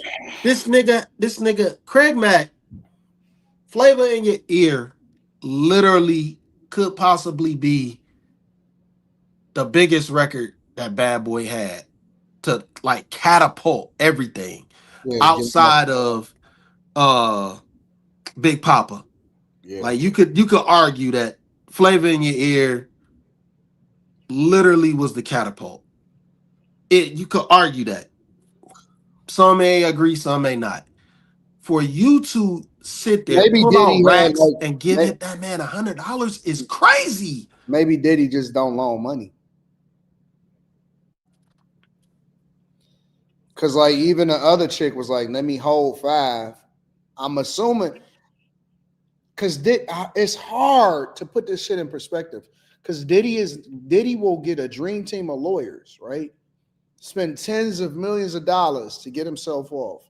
Diddy will fly everybody out and throw the yacht party, right? Like he don't mind spending crazy money, and then he get cheap on when niggas be like, "Hey, let me hold something." Is it? That's weird to me, bro.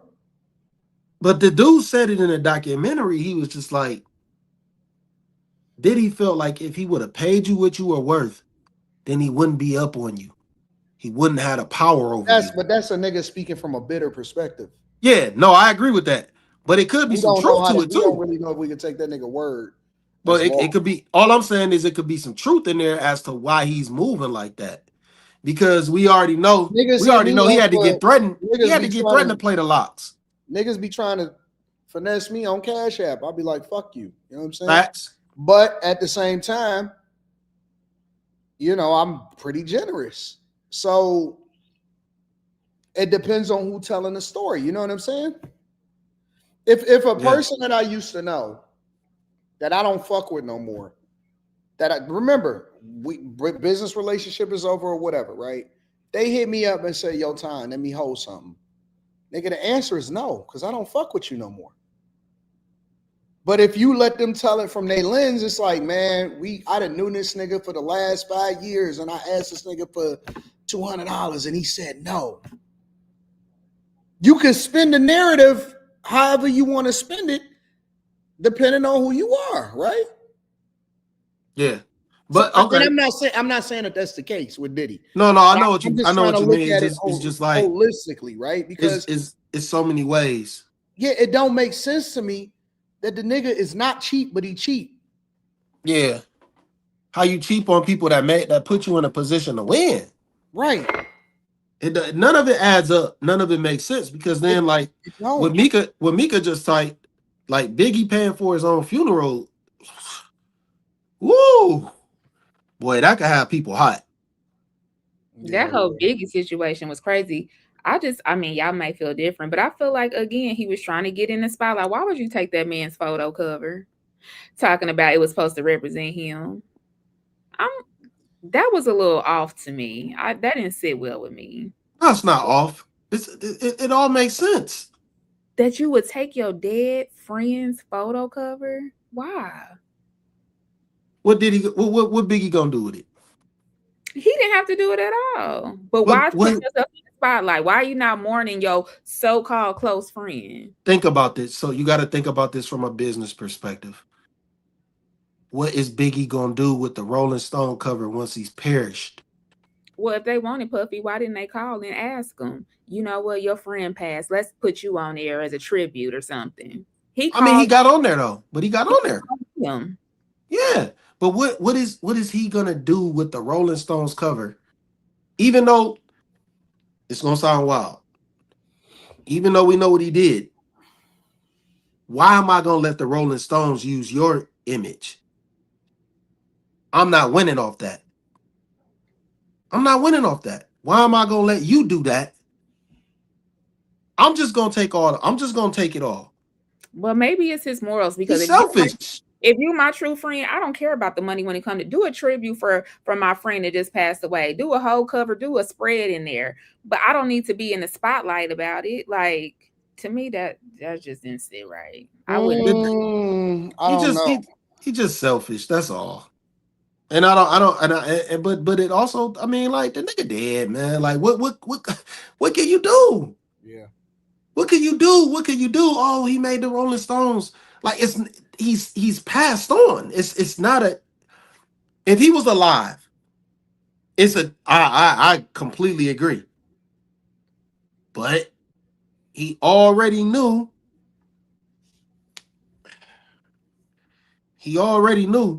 Like, it was no point. That's another. Somebody else said it too. And that's another. I'm not gonna say it out loud, but I think that person was in on Biggie dying more than Diddy, because he definitely gained way more from Biggie passing away. But that's a whole different conversation. I don't know. I don't think that he set Big up to die. You know who I'm talking about? I'm not talking about Diddy. I know who you're talking about. Yeah, I won't ever say that out loud, but yeah, he gained way more from Biggie passing away. Way more, but it's crazy.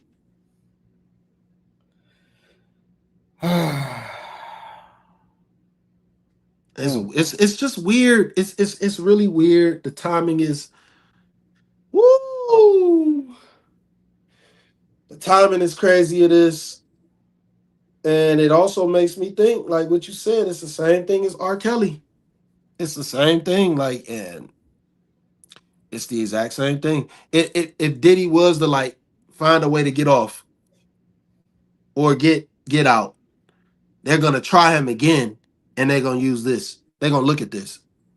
Yeah, I don't think they done with him. I don't think the feds are happy at the fact that nigga beat him. I don't think that nobody is happy at the fact that this nigga gonna get out of jail sooner rather than later. Yeah. This nigga is a Teflon Don. He the real Teflon Don in real life. Love him, like him, hate him, despise him. The nigga is a Teflon Don, bro. Like, real talk. This nigga got more lives than a cat. He is a real life John Gotti, not touchable, greatest beater of the feds. They've been trying to get this nigga since this nigga was a young lad. This nigga is not. They pissed. They pissed. Real talk. And I think that people, they don't like that shit.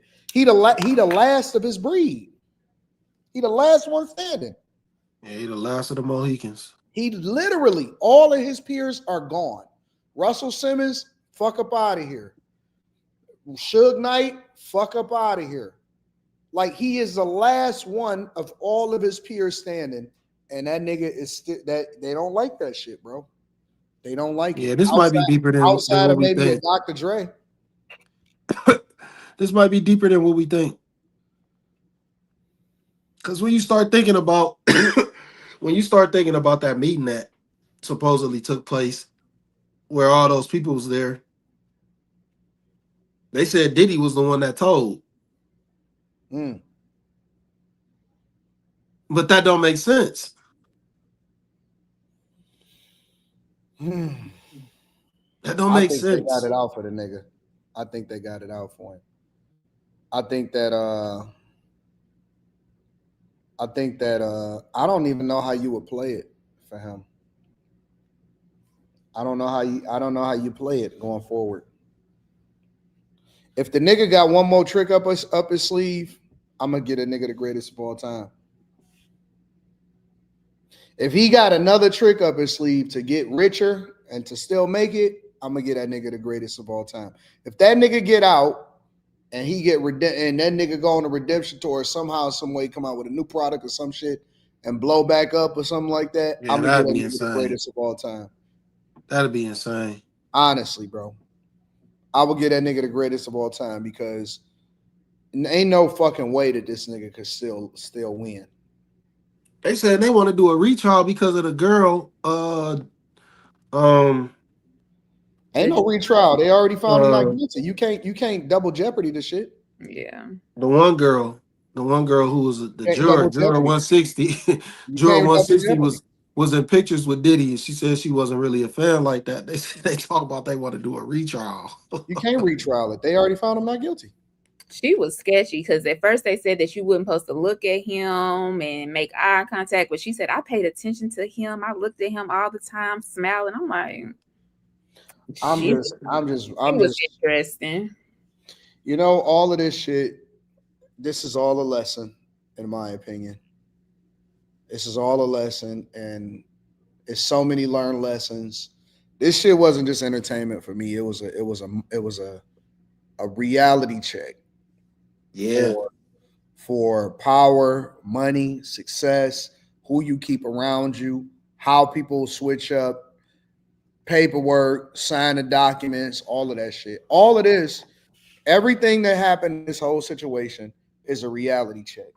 All this shit did to me, for me, mostly, a lot of it was just keep these hoes out of the mix, bro. I ain't fucking with no hoes. Every single time I see a nigga go down, I be thinking to myself, that's God trying to tell me to stay away from these hoes, bro. False accusations. Anybody can say any shit that they want to say. That's stay away. Do good business. Stay away from the hoes. Stay grounded. Stay out the way. Don't Frank Lucas your shit and don't show up with a chinchilla. Don't buy no billboard. Don't buy no billboards. Get your money and take in and stay with your family. Stay the fuck out of the way, bro, and keep the hoes at bay. That's all that say to me, bro. Like for real, like when I was watching this shit, I was like, damn, that's a lesson. That's a lesson. That's a lesson. That's a lesson. So, yeah, the overall picture I took from this, man, like once don't you get get bigger than on the program. Don't ever think you're bigger than the program. Yep. Somebody else will take you down. No matter how much you get, no matter how successful you become. If you get bigger than the program, you don't pay your dues, you get in the business with the wrong people, nigga, that could be the end of it. Yep. Just make sure you take care of your people. Yep. Make sure you take care of your people, man. Because all these people, I don't give a fuck what nobody say. All of them loved that man at one point. Yep. All of them. And they all admitted to it. They all admitted to it, man. They all admitted to it. Yep. And then the crazy thing is though, they all sitting up here talking about, I don't know at what point that he changed. Nigga, he ain't never changed. He was always a monster. I think when niggas move to a bigger city and shit like that, that's the number one way. That's the first sign of a downfall, bro. Hell yeah. That's the first sign of a setup. That's why I stay keep low key, and like I stay in my own city. I seen the bunch of niggas moving to Atlanta and shit. I was like,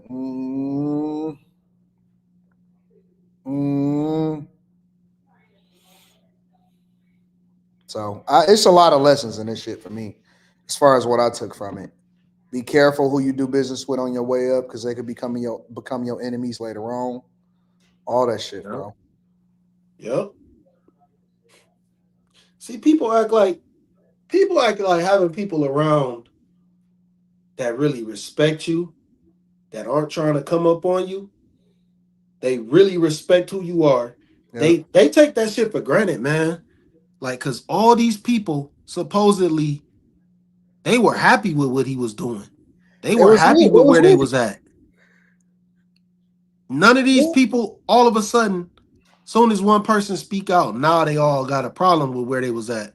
Now they all got a problem with not getting paid. Now they all upset because they was in the bed with him. Yeah. What? The whole time you was cool with it. Facts. What? This nigga Little Rod literally said during the interview, when I seen Cassie come out, that's when I knew this was my golden opportunity. What do you mean?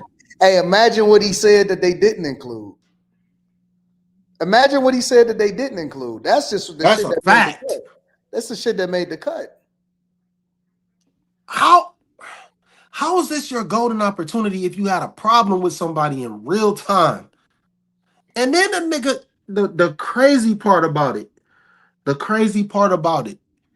nigga said he still ain't got paid for the album. Yeah, that shit crazy. $9,000 only too. He did get paid. He got paid with penis in his booty hole. Shit, first time ever. First time ever. No way. No way, Miss Sanchez. No way, Miss Sanchez. He kept having no way. Whoa. sleepovers and going back after he woke up and realized, I mean, and why was no paperwork signed beforehand? You just writing the album with no paper. No, well, when he's saying, he talking about the music. He talking about the music. That's why you see him playing all instruments. He talking about the music. Still no contracts? How was Puffy able to get nobody on a contract? Just, oh yeah, we're gonna sign you on this contract just for fame. No money though. Like what? So you got to understand that. See, they trying to make the picture that they're painting is that Diddy is shady, but the problem with that is that all those people, they were trying to come up. Right. They were using him as, they know he's a gatekeeper, right? They know he's the gatekeeper, right? But you're trying to attach yourself to him so you could get your foot in the door. Yeah. Most of the, all right, so this how it goes. Because I seen it. Most of the time, people will do pro bono work if they feel like they can leverage the work that they do for you to get out the make it to the next step. Yeah, they'd do it for free to get their name big. And that's what it was. Yeah, that's what it was. Yep. So that's why you see Lil Rod in there. He doing all this. Yep. He got all the instruments. He playing every instrument possible. Yep. He doing everything. He putting his whole life into that shit. He wanted to get the visibility because he thought that was gonna get him big in the industry. Yep. So he's willing to do this shit. But now he coming back to Amsterdam. Because otherwise it would have been a contract in there in the first place. So all he wanted was his name on the credit as co-producer. Yep. That's all he wanted. That's all he wanted. But then once he see Cassie come out, he like, oh no, I could get a bag. Yep. People will hit you up all the time. It happens more often than you think. They hit you up and say, yo, man, I just want to be down. I just want to be around. I do it for free. People do that shit all. They don't just not say nothing, but they'll say, no, I just want to be around. I'll do this. I'll do that. And my first train of thought is, what's the play? What's the play? You got to think outside the box. And I just be thinking like, well, what's the play? And that's why, I be thinking to myself, oh, nah, everybody got to get paid. Everybody got to get their money. Because I don't know what the play is. I don't know what the play is. You know what I'm saying? So, I got you. I'm going to pay you for your services. gonna pay you for your If service. you waking up and I'm in the bed behind you, I'm gonna hand you this paperwork and be like, sign this first. Now, I'm gonna pay you for your services, and that way it ain't gonna never be no hard feelings. You can't never say you was doing shit for me that I owe you nothing. I don't owe you nothing, bro. I'm gonna pay you for your services. Yeah, Lil Rod wanted his way in the game. He said it. He said it during during his interview. He wanted his foot in the game. They all said it. Mm-hmm. They all said it. That's the crazy part. That's the truth that they didn't leave out. They just didn't get Cassie to actually say it in new clips. But Yeah. that truth was in all of the whole thing. We was here because we wanted to win. Yeah. We came to Bad Boy. The dude Mark Curry even said it. He said when I first walked up in the Bad Boy, and Diddy introduced himself to me, he said, "Welcome to Bad Boy, where all your All your dreams come dreams true." come true. Yep. Yep. Hey, Nigga, that's why I'm what? saying. That's why I'm staying the fuck out the way, bro. That's why I'm just gonna stay in my little lane, stay in my little bubble. Yeah. Yeah. I don't want no invites. I don't want to go to no parties. I don't want to go to That no nigga, nothing, bro. I'm staying out the way. I don't want to be friends. I just want to be chill, bro. the nigga Mark Curry still mad. He called him a sucker ass nigga at the end of I the think Mark. documentary. I think Mark Curry and Gene Deal is probably the biggest suckers that I ever seen, bro. He was I crying. I genuinely don't like them niggas, bro. He was crying on camera I as a grown genuinely don't like man them niggas. that did favors for another man in music. The Yeah. nigga said, man, this nigga said he sat there. He said Diddy wasn't saying things right. He was saying things like this and saying things like that. And I told him to say, you gotta say it like this. Like, nigga, what, bro? Now he a sucker ass nigga at the end of it. Let's Yeah. get it straight. I don't like Diddy. I don't like it. I don't Yeah. like nothing that he stand for. He not my type of person. I would never hang out with the nigga. But you got to be honest. These people were down for this shit. Facts. They wanted this. Because Facts. like we've been saying the whole time, I don't hear Mace complaining. I don't hear MGK complaining. I know somebody who he did. Man, Sherry Denise is not in the fucking documentary. She from Cleveland, Ohio. She ain't in the documentary. Yeah. You know what's so tripped out, bro, is the chick said she needed 5,000, or she was trying to figure out if she should say, write the letter. The other chick from from Dirty Money, and she said she was married with a husband, and she was trying to figure this shit out. Bro, that's crazy. That's crazy. Dog, What's your husband doing? dog, Slimmy. I caught so many things that I think that a lot of people just completely missed. There were so many little nuances that was said and that was done inside of that documentary that so many people just completely glossed over, didn't have no conversations about. She said she had a husband. So what the fuck what do you mean? What are you talking to Diddy for if you got a husband? What are you talking to this man for $5,000? He told her to call. They was broke, yeah. She got a husband. He told her to call.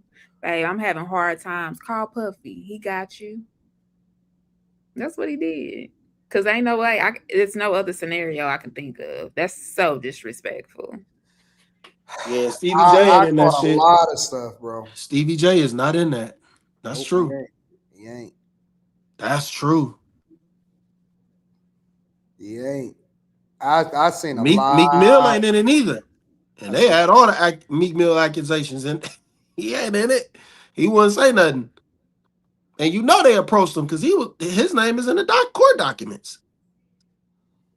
Meek Mill ain't in there. That's crazy. No Rick Ross. Even though, 50 probably, he wasn't going to do it because it's 50. But yeah, now that I think about it. Mika said he gave her a bad contract. You don't have to sign that shit. You don't have to sign that shit. I don't know what we talking about. Nigga, you might have to pull up on Tuesday to talk about this. Anton, Yeah. what happened to you accepting callers? Huh? What happened to you accepting callers up here? Yeah, I might do it next week. I don't know. Yeah, I've been really lazy this weekend. I've been laid out, taking naps. I feel you. Dog, I ain't took bro. I just was chilling, taking naps. I've been chill. I got a head full of hair. Nigga, I ain't shaved, none of that shit. I've been slow motion this week, bro. Or This not this nigga week. ball talk about I got Right, I'm like, I got a head full of hair, bro. I ain't even gonna cap. It'll be gone by tomorrow when I shave, but I've been chilling, bro. I'm gonna pick it back up next week. You know what I'm saying? Starting back Monday, I'm gonna get back in the groove of things, but I've been chill. We're not gonna have your forehead in the camera. I've been chill, bro. I've been cool. relaxing this weekend. Messy. Oh. Yeah, you listen Messy. to your body when it says slow down, slow down. Yeah. I've been slow motion. I've been chilling this weekend. So Hey, at least you got some time to yourself, man. yeah, well, I went to my daughter's I've been hanging with family this week. You know what I'm saying? That's I went dope. to my daughter's what do you call it? It's kind of like a presentation ceremony that they do every single year in her taekwondo when they're giving out awards. Oh, that's dope. Yeah, so I went to her thing where I had to dress up and stuff yesterday, and I've been napping and sleeping and just kind of enjoying life and just slow motion, man. I just been relaxing. So, well, she a national artist though, so like, shit. How many awards did she get? Who? Your daughter. Oh no, she got a lot of awards, Yeah. but it was for her actual taekwondo school. You know what I'm saying? So they got multiple different schools in the area. Like, you know, they got one in this city and then one over there or whatever. And so they honor the kids based off of their accomplishments. And they give them awards and they say who the MVP and all of that type of stuff and who won nationals and stuff. So they kind of recognize, you know, what the kids have done. So that's dope. Yeah. That is. Yeah. So I went to that. It was pretty cool. It was pretty cool. You know, took the pictures and did all of that type of shit. So What made her want to do that, Anton, if you don't mind me asking? I don't know. I mean, she got into it, and so we just took the pictures, and so you know. Oh. Yeah. So. Yeah. So we was doing that. Went to her ceremony and stuff like that, and it was fun. That's what's up, man. Mm-hmm. Yeah, man, I'm a family man at the end of the day. People don't know that part about me. They just hear me say all of the stuff and all of that stuff, but I'm a family man, bro. Yes, sir. Not an Andrew Wilson type of family man either.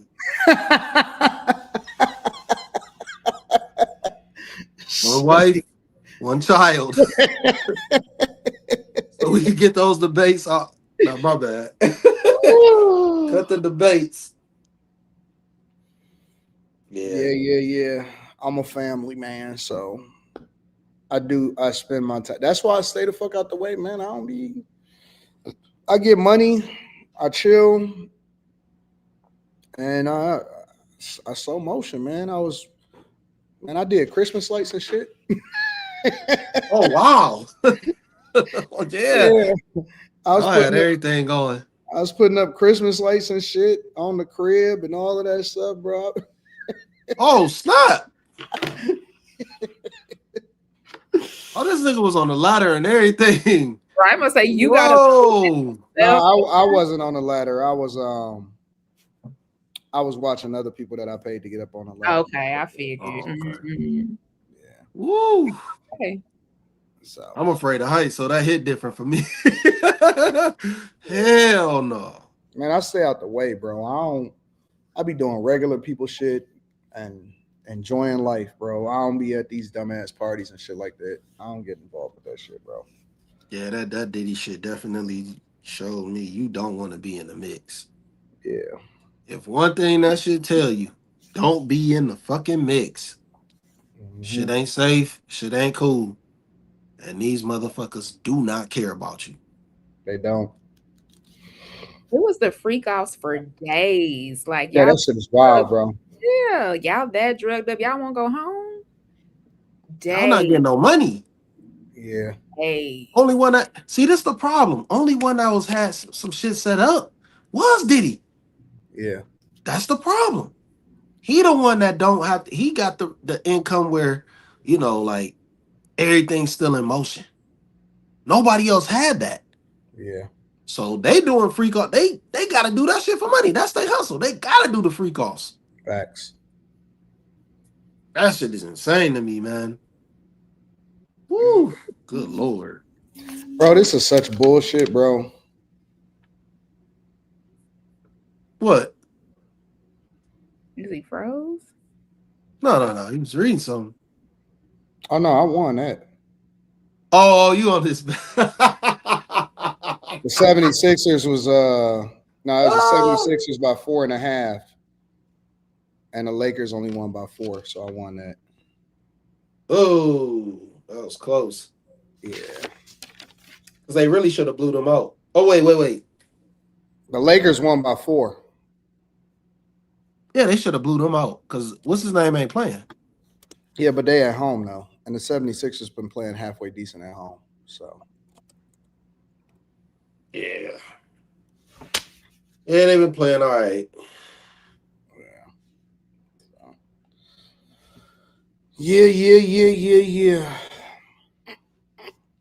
Man, what else is new? I learned something in the documentary, The Man Act. I had to look it up. I'm like, what is the Man Act? Oh, yeah. And then it said it was a white slave trafficking law or something like that. I'm like, this is interesting. Yeah, that was back in the early 1900s or something like that. So 1910, yeah. Mm-hmm. But that was literally made up. I think it was for Jack Johnson, if I'm not mistaken. The boxer? Jack Johnson, the boxer? Yeah, that was used to prosecute Jack Johnson, if I'm not mistaken. Oh, wow. Oh, that's foul as fuck. Y'all didn't know that? Is that why he had all those fights? He got forced to fight? I don't know if that's why he had all those fights. A lot fighters back then fought a lot. Yeah, he had hundreds of fights. Thing. But that was made up to prosecute Jack Johnson, if I'm not mistaken. That's wild. Mm-hmm. Yep. Yeah, I thought y'all knew that. It was my first time even. That's why I had to let me look this up and see what this is about. And I was like, okay, this is interesting. Learning something. Yep. Now I'm gonna have to put that old shit out to try to go after Diddy. And that's what he charged on, right? On the Man Act. That's what he got his time for. Well, they was using it, if I'm not mistaken, as far as trafficking. It was trying to say trafficking across state lines, which is obviously the thing that they tried to get Diddy for, right? So the whole Man Act thing was because, if I'm not mistaken, because he was dealing with white women, but they was going across state lines. And so they used that as a prosecution tool in order to take him down because they didn't like Jack Johnson. So that's why he was whooping ass. He was whooping ass and he was supposed to throw fights that he wouldn't throw. That nigga would throw certain fights. He said some dude hit him too hard. I watched like a documentary on him. This white dude, he was supposed to let the fight go a certain amount of time, and the white dude hit him and he knocked him down. Yeah. And so you see Jack Johnson get up. This real live footage, so you see him like this, and then he just walk up to dude and just clocked him, and the dude was clean out. But he was supposed to wait till like the third round before he beat him. This shit all happened. This shit all happened like immediately. He was fucking up the money. Yeah, so and I seen that documentary on him. Ooh, he was whooping ass. Yep. Yeah, boy. I don't understand it. And again, I don't understand this whole you can't deal with people across state lines shit. That shit was wild to me, bro. Yeah, this man, dude should learn not to fly chicks out, man. Don't do it, bro. Don't fly no chicks out, man. That shit ain't even safe for you. So Crazy. let me read these super chats. What up, Jordan? See what's happening out here in these streets. Dane says, wasn't Puff the youngest A&R executive at 19? I believe he was. Yep. Nan Corey says, who in the music industry today do y'all think we still should be talking? We still be talking about 15 to 20 years from now? Probably Chris Brown. All of them? Yeah, probably Chris Brown more than. Yeah, he ain't gonna slow down. I don't know. You're probably right about that. Spacer says, so the general consensus of the Diddy documentary is ninjas destroy ninjas because ninjas don't like to pay ninjas. That bread, ninjas destroy ninjas. Pretty much. I took a lot more out of it than that, but I feel you. Puff have $100 million suit against HBO for mentioning Kim. Me University says the prettiest people do the ugliest things for the gold and riches and diamond. Real niggas. Yeah, I caught that, Slimmy. Yeah. TS Car Wash and Detail Services. It's called Threats, big dog. Jamal says, dude said he woke up with his ass sore next to Diddy, but still worked for him for 2 more years. Thanks. The university says some men prefer V-tape over hourglass, hard over soft. No. TS Car Wash Detail says they'll feed AD to the dogs. Well, you just gonna have to feed me to the dogs. I'm shooting everybody. Everybody dying right then and there. I'm not even gonna say shit. Everybody going after right. Everybody dying. I don't even know how they get to the point to being able to blackmail niggas saying, hey man, I got your picture of what you did and all of this shit, nigga. What? Everybody die. If you violate me, nigga, everybody dying. I don't believe, listen, very few things in his life that I think is worth putting your life on the line for. If you touch my daughter, you die. If you try to take my manhood, you die. That's simple. I don't know. I'm pretty sure maybe I can come up with some other alternative things, but right off the top of my head, those are 2 things that's you just gotta go. You gotta go right then and there. So everything else is negotiable.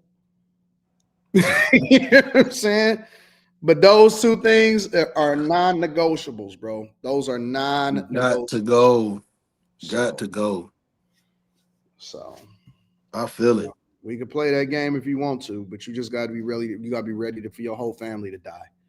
Everybody going, nigga. Your lineage is going. So, Spaces says they're only victims after they can't get the bag. Facts. I agree with that. Facts. TS Car Wash and Detail says this doc didn't show me much new. Did it to you guys or did it to you guys? Slim, Herd Gang, and Big Crit Project yet? Nah, man. I had to do this. I had to watch this. I had to watch Freddy 1 and 2. I ain't had time. I'm gonna get to it this week though. I'm sure Big Crit ain't gonna disappoint. And I said what I said, and I still believe it. Yeah, I heard you saying like Game is the greatest West Coast rapper. He the best West Coast rapper. I don't think nobody fucking with Game on rapping, just straight up rapping. It may be better artists, it may be better performers, it may be better higher credibility people. It's a lot of factors, but as far as being the best rapper, I don't think that there's a better rapper. Pen to paper, get in the booth, put that shit on a record, and stand on that shit. I don't think nobody on the West Coast fucking with the game. Maybe Crooked Eye can rap, but I don't think that Crooked Eye has enough body of work for me to compare to a Game. I just think that Game is the best rapper on the West Coast. And no, Kendrick does not got game, in my opinion. But that's just my opinion. He don't clear. He can't clear. In order for Kendrick to clear him, he would have to be leagues better than him, and he's not leagues better. I will argue that Kendrick is lesser than Game. If you just go on strictly by rap, no antics, no all the corny shit aside, strictly by rap, Game is better. Kendrick is like maybe top 10. He not top 5. Because I'll throw Locksmith in there and Crooked Eye. Like, I don't think that nobody fucking with Game, bro. Game is just a fucking rapper. He just a straight up rapper, bro. He can rap his ass. Yeah, he can rap. That's literally what he's designed to do. He's literally designed to rap and play 2K. That's what he's there for. Yeah. Yeah, Crooked would body Game, but I don't think he raps on beat better than Game. Yeah, I don't think he raps on beat better than Game. TS Car Watching Detail says, seemed like Diddy did a lot of bad business. Y'all believe Diddy sent 50 Cent them flowers? Yeah, he did. Yeah, he did, for sure. What was the flowers? Oh, he made advances to 50 Cent. And that's why you don't like him.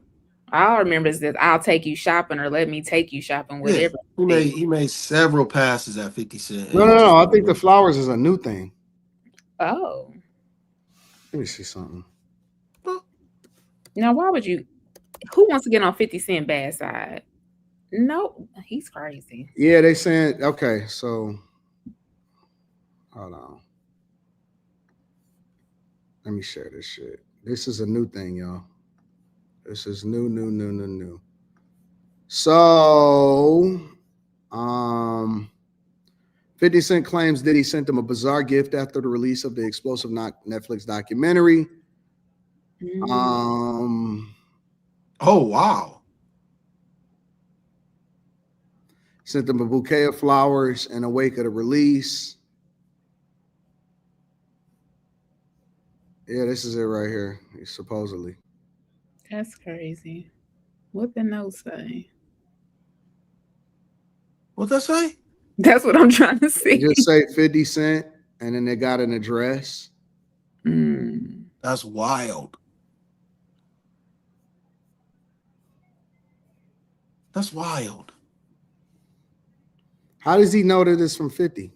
Exactly. Anybody could be doing that right now. He's sending them from jail. Yeah, well, how do we know that? I don't know if that's he trolling or what, bro. So I think that's what they talking about.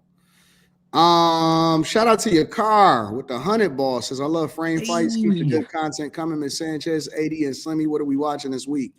Thank you. Hold on. I'll tell you in a second. Hold on. What's coming out next weekend? It's damn. You want me to pull it up? Yeah, I thought I had it. Oh, wait, this is it. Silent Night, Deadly Night. You changed it. Avatar come out December 19th. SpongeBob come out December 19th. We got a while for that. No, that was it, Miss Sanchez. You changed it because it is showing him. Yeah. Silent Night, Deadly Night, Ella McKay, and The Man in My Basement. We're gonna put that back on the docket, The Man in My Basement. I'm gonna put it on the on the community tab for y'all. All right. Shout out to your car.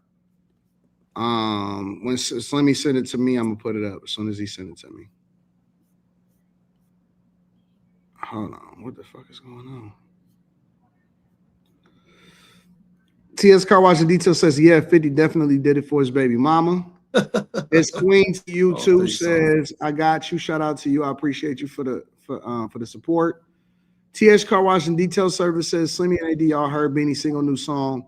Y'all would love he used AI for his voice. Him and Doc voices are great use for AI. Yeah, I heard about that too. I haven't heard. I ain't even heard it, I but have I'm heard. glad he figured it out. Figured a way to get his music out. You know, Yeah. with his vocals. I think Diddy gonna get out and be back on top in 2 years. Mika says Biggie paid for his own funeral was wild. Yeah, that's Jamal insane. XL, shout out to Mika. Jamal says he doesn't pay. He just make false promises to keep you around him. TS says they said Klay Thompson bought Megan a yacht. I don't believe that shit. Klay Thompson. Okay, I don't believe that shit. I definitely don't believe that because Klay Thompson don't even spend his own money yet.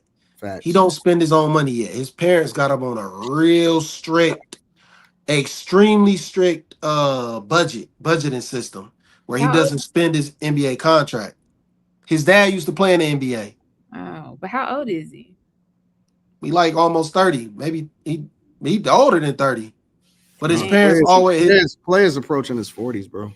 yeah, like Klay but his parents manage his money for him so he don't go broke. Just living the NBA life. So he sleep on yachts, he do all that yacht stuff, but I think they're his dad's yachts. I believe. I don't think he's bought himself a major purchase yet out of his own money that he's made. I don't believe. I could be wrong. But they say he has a yacht and named it after Meg. Oh God. Come on, man. Stop. Come on, man. Shout out to Mika says he did everybody dirty, though his day ones and hoes. He did. Lil Rob wanted to be a hitman, but ended up being a hitman. Oh man. End up getting hit, man. Gonga Road says Lil Rob played the skin flute. Woo. Yo, any nigga sucking dick out here is diabolical, bro. Yeah, that's it. TS Car Wash and Detail Service says the ones holding Diddy down through all of this gone. Be good, Big Dog, Stevie J, Young Miami, and Aaron Hall. Silent Sniper says Diddy welcomed them to Bad Boy like it was Willy Wonka in the Chocolate Factory. TS Car Wash and Detail Service says, let us see the hair, Big Dog. Nope. What? You can see it on the side. You can see it. See all of that hair right there? In time. That's a lot. I'm usually bald. I'm growing it back. I'm usually bald. That's real. What's the emojis you putting in the chat? What? Who is that for? Anton. Okay. What happened? Oh no. That's real. What's going on? Oh my. Oh, that? Yeah.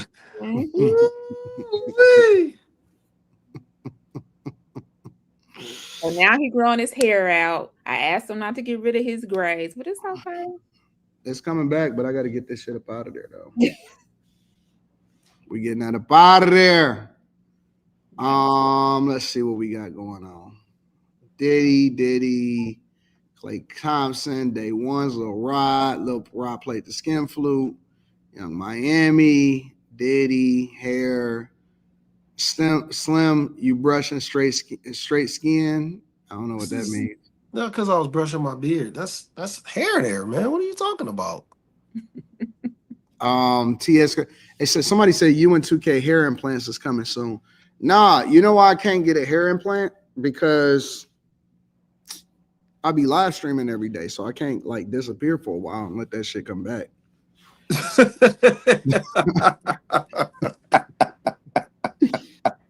You know what I'm saying? Man, that should be crazy. Can't be on there with the you had a stubble. You had a stubble. Niggas will be like, "What's that?" Panel, do y'all think only childs need other siblings? I don't. They just need to be out here with some friends. Yeah, you gotta live your life. Yeah, cousins, friends. I disagree. Only because when your parents get older, that's a lot on one child to help take care of them and support them. Like you need Yes, a cousin is fine, but it's nothing like having a sibling or brother or a sister that knows exactly what you went through as a child, who can be there for you in different ways. When your parents pass, they know what Not you. if you take care of your business and you ain't gonna have to need and depend on. You shouldn't have to take care of your parents to that extent. I'm taking care of my parents. I'm not putting them in no home. I'm gonna give me a little house. You don't have to put them in a home, but I mean, like you can get in-home nursing services. You can get all kind of stuff. You can get all kind of helpers and all kind of jobs. I They think do what they're that's supposed to an do. emotional response. It is. I just think it's much at the nursing homes. Like it'd be a struggle for one child to get up there and see their parents all the time, or some people don't even get visited. But I'm sorry, yeah, that just makes me sad. So I think, just let me go in a nursing home and fuck on everybody. I'm good. Jesus. Okay, what was it? Home? Was that the movie? What was The it? home. Yeah. Pete Davidson. let me get some head in a nursing home. Billy gumdrops. Give me a couple gum jobs. I'm good. That's all they gonna have is gums up in there. Hold on, baby. Let me take these teeth out. I'll take it. I'm good. I ain't That shit tripping gonna off be of dynamite.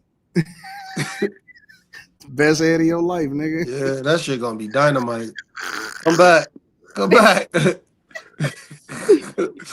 Sheesh. That shit gonna be sliding with the gum sliding across. You ain't gonna have no. It's just gonna hell. Shit. It can't be nothing wrong with that. It can't be nothing wrong with that. Oh, that shit gonna be excellent. I'm looking forward to my time. 5,000. Tell G says better film, Independence Day or Pursuit of Happiness. Pursuit of Happiness has a better story. I can't remember how it was shot though. I don't remember how. So it's a better story in Pursuit of Happiness. I just like Independence Day as a movie better. Yeah, I'm rather watching Independence Day. Yeah, I'm probably not gonna watch Pursuit of Happiness. Just put that on because I don't want things to make me sad. Thanks. I don't want things to make me sad. Thanks. That nigga was in there like. I don't want to see that nigga being broken. Nigga was holding that door together off, trying to keep niggas from getting in the bathroom. Man, I'm not watching that shit, nigga. I ain't trying to be in that struggle mindset. Yeah, nah. I don't need a reminder. Right. Nah, that shit was Fly fucked Boys up. Trucking says, "What up, though? What up? What's popping?" Miss Sanchez is fire. Y'all gonna get y'all head cracked in. Miss Sanchez, she got niggas that's spoken. Niggas I said, let me not give Miss Sanchez no compliments at all. TS Car Wash and Detail Services, 40 water for the West Coast. Miss niggas is claiming her no matter what. Jaquin Rice says the game is not better than Kendrick. That's a lie. TS Car Wash and Detail Service says thoughts on the new Men in Black. What new one? I ain't heard no new one. Me either. You talking about the one that came out like last year? I think it's maybe. I'm not watching that. It got Chris Evans in it. Thor's in it. No, I'm not watching that. Magwood Corp says those were funeral arrangement flowers. Yeah, I know what they was implementing. But that don't mean that they from Diddy. Eric Williams says, "What's good to the Midwest panel tonight? Casey, Cleveland, and Detroit. Anton, when are we gonna get their sports panel show?" I don't know. Whenever y'all want to get it. They trying to work me every day of the week. Yeah. Yeah. They trying to have me locked up every day of the week. Sports panels. If they can get you 3 times a day, they music reviews. Sheesh. Shit, we do this shit is work going out and doing this movie jump. Yeah, the movie is hectic. Yeah, Carrie, we covered Diddy already. Carrie, we start at 8. Yeah, Carrie ain't gonna never make it on time for this. Carrie don't think about streaming until 10 o'clock. Don't do Carrie. Maybe 9:45. My bad. 9:45. When it starts icing out here, driving to the movies, oh my God. But I'm going to do it. Woo! Mm. Yeah, it's gonna get hectic. Any plans this upcoming week? I'm gonna have to hustle this week. I gotta focus. Yeah, I'm gonna go see those movies. Other than that, I don't really have nothing going on. I start my new routes and stuff because we start our whole new shit. So it was kind of bittersweet, like saying bye to all the old passengers, and it was strange. Yeah, because you get to know people, man. Yeah. You see them every day. You get to know them, and then you like, yeah, I'm about to be on this other bus. They like, what?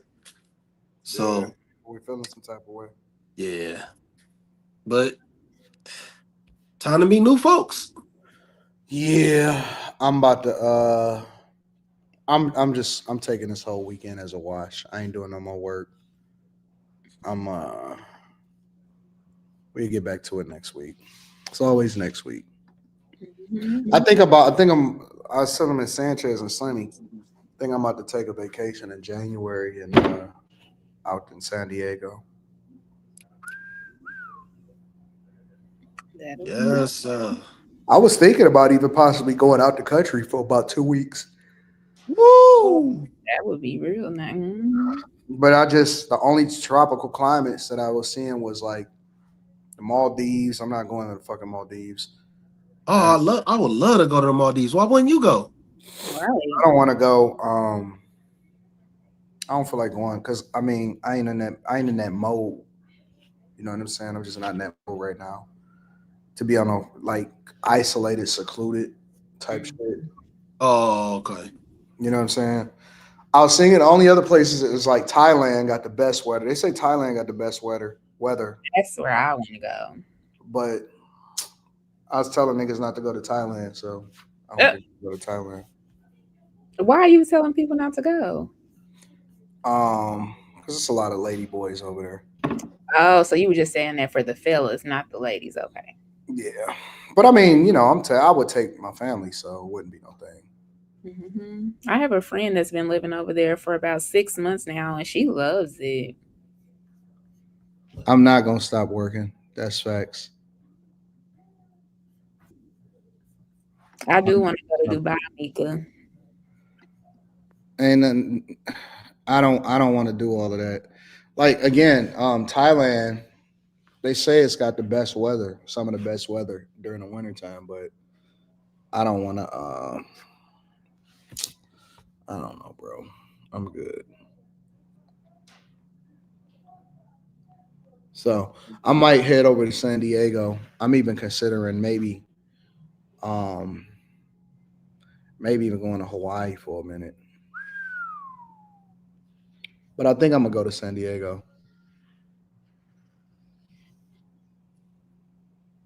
So sound good. But if I did go, like I would only go for 2 weeks at a time. Just go out there and create, do dope shit, and slow motion, man. Just slow mo it. Mm-hmm. It's cold out here, bro. Mm-hmm. Cold. Carrie say you're not gonna stop working. I believe that. No, I'm not gonna stop working no matter where I go. I believe that. I believe it. Yeah, I'm not gonna stop working no matter where I go. So they say the women over there is beautiful. If they women. Yeah, I was about to say you gotta be careful. You gotta be careful, man. Nigga, I'm not over there for women. Yeah. Oh, dude looks like a lady. Yeah, I'm not over there for women. No lady men for me. Yeah, I'm good. So and he's so hard to tell nowadays. How do I be hating on Will Smith films? I ain't never hated on a Will Smith film. What y'all talking about? That was me. I be saying Will Smith is the same in every role. I've never hated on AD was actually he combated me on that. Yeah, I don't hate on Will Smith films. What y'all talking about? Was it you Man, and Kim that was going back and forth about Will Smith? Maybe that's somebody. No, we was arguing about it's totally Lawrence different. Fishburne. Lawrence Fishburne. Yeah. We wasn't arguing about Will Smith. Well, you got up and did his dance, so y'all was talking about his music video. But I don't think. No, I was talking about his rapping. I wasn't talking about his film. Yeah, well, that ain't had nothing to do with the movies. Yeah, no, Will. Yeah, we done had like 3 different conversations about Will up here, and yeah, I don't. Kerry was AD defending his rapping.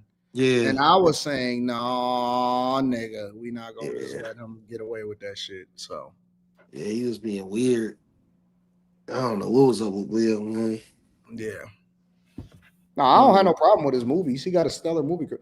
I argued on his behalf, especially when we was talking about Fresh Prince of Bel-Air versus Martin. I actually argued for Fresh Prince of Bel-Air. Yeah, AD been on his side as far as the movies go.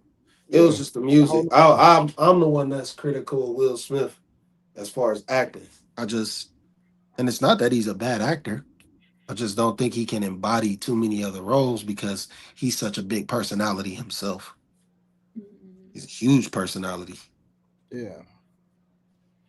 So, yeah, y'all gotta get my takes right. Y'all already try to come at me enough. Y'all gotta at least get it right. All right. Any final thoughts before we wrap it up? Let me find out Miss Sanchez got that LASIK. Miss Sanchez don't like me using those glasses for her AI photos. I think everybody got something crazy to say about the AI photos. I was trying to figure out who that was. I'm like, who is that?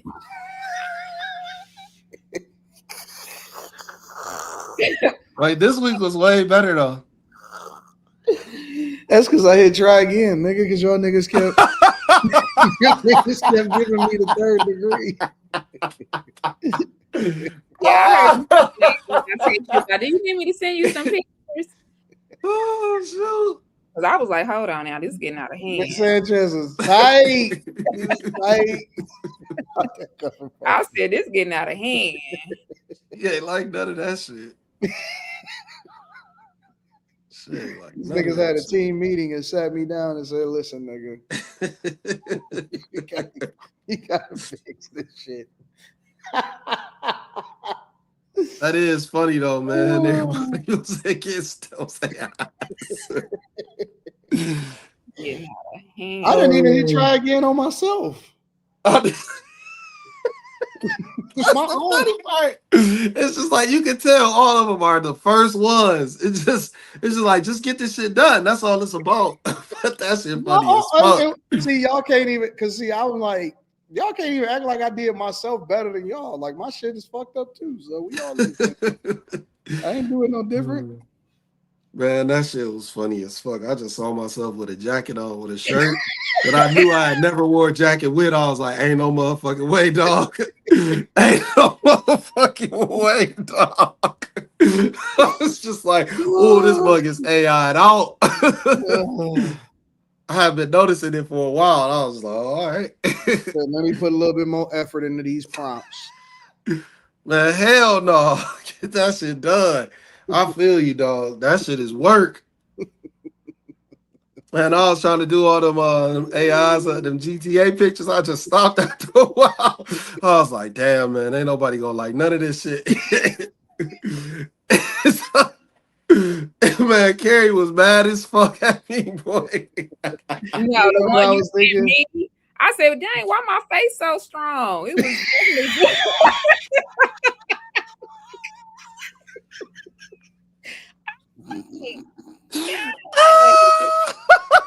was definitely real quick, like, hold on now. Hey, I said,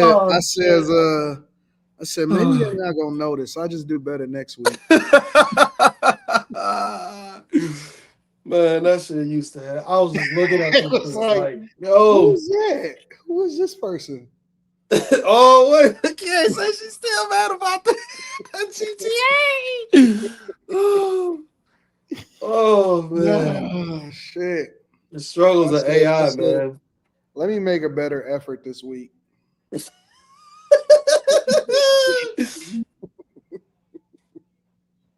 Oh man, that shit had me weak. Shit. I sure did do a couple of them. I was like, nah, Miss Sanchez ain't gonna like this shit. She ain't gonna like this shit. That's when I hit you up. I said, hey, send me some photos. Send me some photos so we can figure this shit out. And Miss Sanchez had been wanting me to send some. I was forgetting though. That was my fault. And then some of them I was like, I don't know if you're gonna be able to use these because some of the poses it was like I know what the AI gonna turn it into. I was like the AI gonna fuck this one up. You might have 3 arms. That's a fact. That's a whole fact. When I get sleepy, I'll be like, put this person on the front.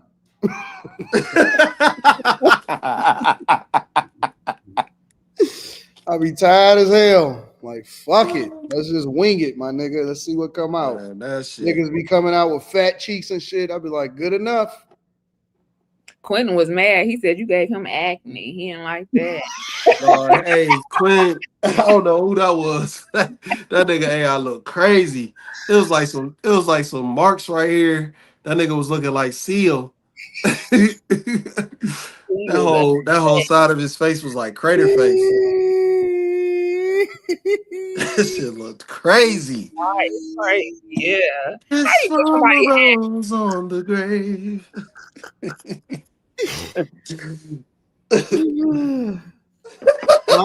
I did my shit one time. My junk was so fucked up. I was like, fuck it, let's just roll with it. I did myself so dirty. I said, who is this nigga? Y'all seen him? I was like, fuck it, let's roll with it. Man, I knew some of the ones. Man, for on this one and the mouth be open. I'm like, what? Why is the mouth open? And this one, I was looking like I was in glory. I was just like, come on.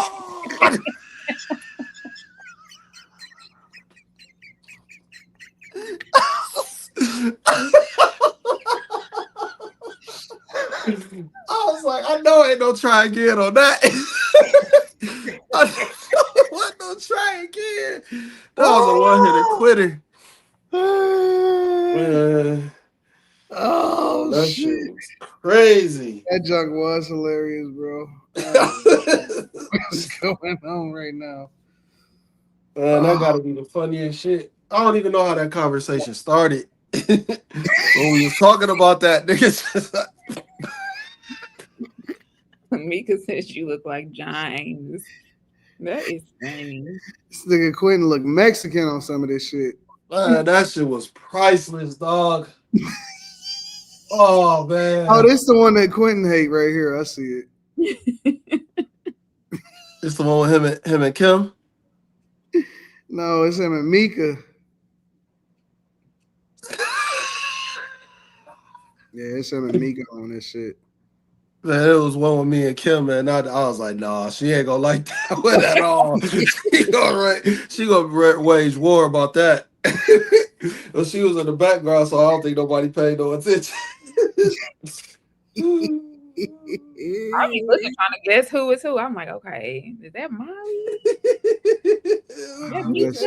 We can talk about I hate it.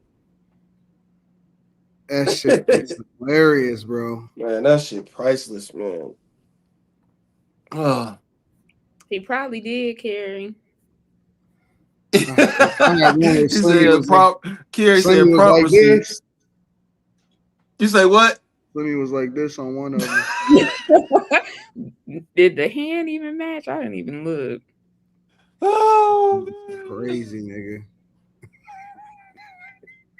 Man, some of that shit is just fucking hilarious, dog. That shit is hilarious, bro.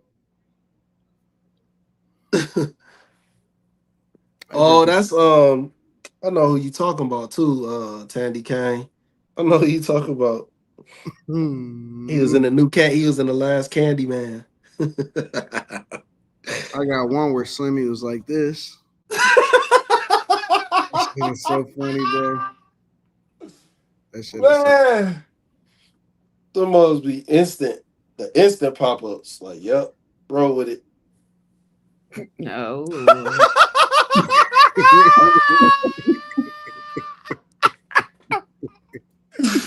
That arm placement is crazy. Yeah, that shit is crazy, bro. That junk is hilarious, but such is life. Such is life. We're evolving. Yes, We're evolving. Any final thoughts before we get up out of here? If you wake AI up, is life. if you wake up and a man is in your bed, Hell no. Oh Yeah, man, that's a hell of a way to say it. Ooh-wee. Hell no. I'm just saying. If you Nah, feel that Hell shit. no. if you feel something touching your booty, get up out of there, y'all, fellas. I'm just saying. The No price way. of same, is it that serious? Nah. Slimmy, final thoughts? Yeah, man. 50, you got him, but hopefully you better hope this put him away for good. I don't think it is. Because if he have a comeback, yeah, that comeback story gonna be crazy. Because he gonna put everybody in it. I just throw an adjective like make them confused. Then niggas be like, no, that's it right there. We can just go with that one. Fuck it. You know what my final thoughts are? Azriel, I've never seen you type that many peaches and eggplants in the chat ever. It's just see Diddy bring out the worst to everybody. Get out of there. Don't Diddy come bring back. out the worst to everybody. It's still working. Bring out the worst to everybody.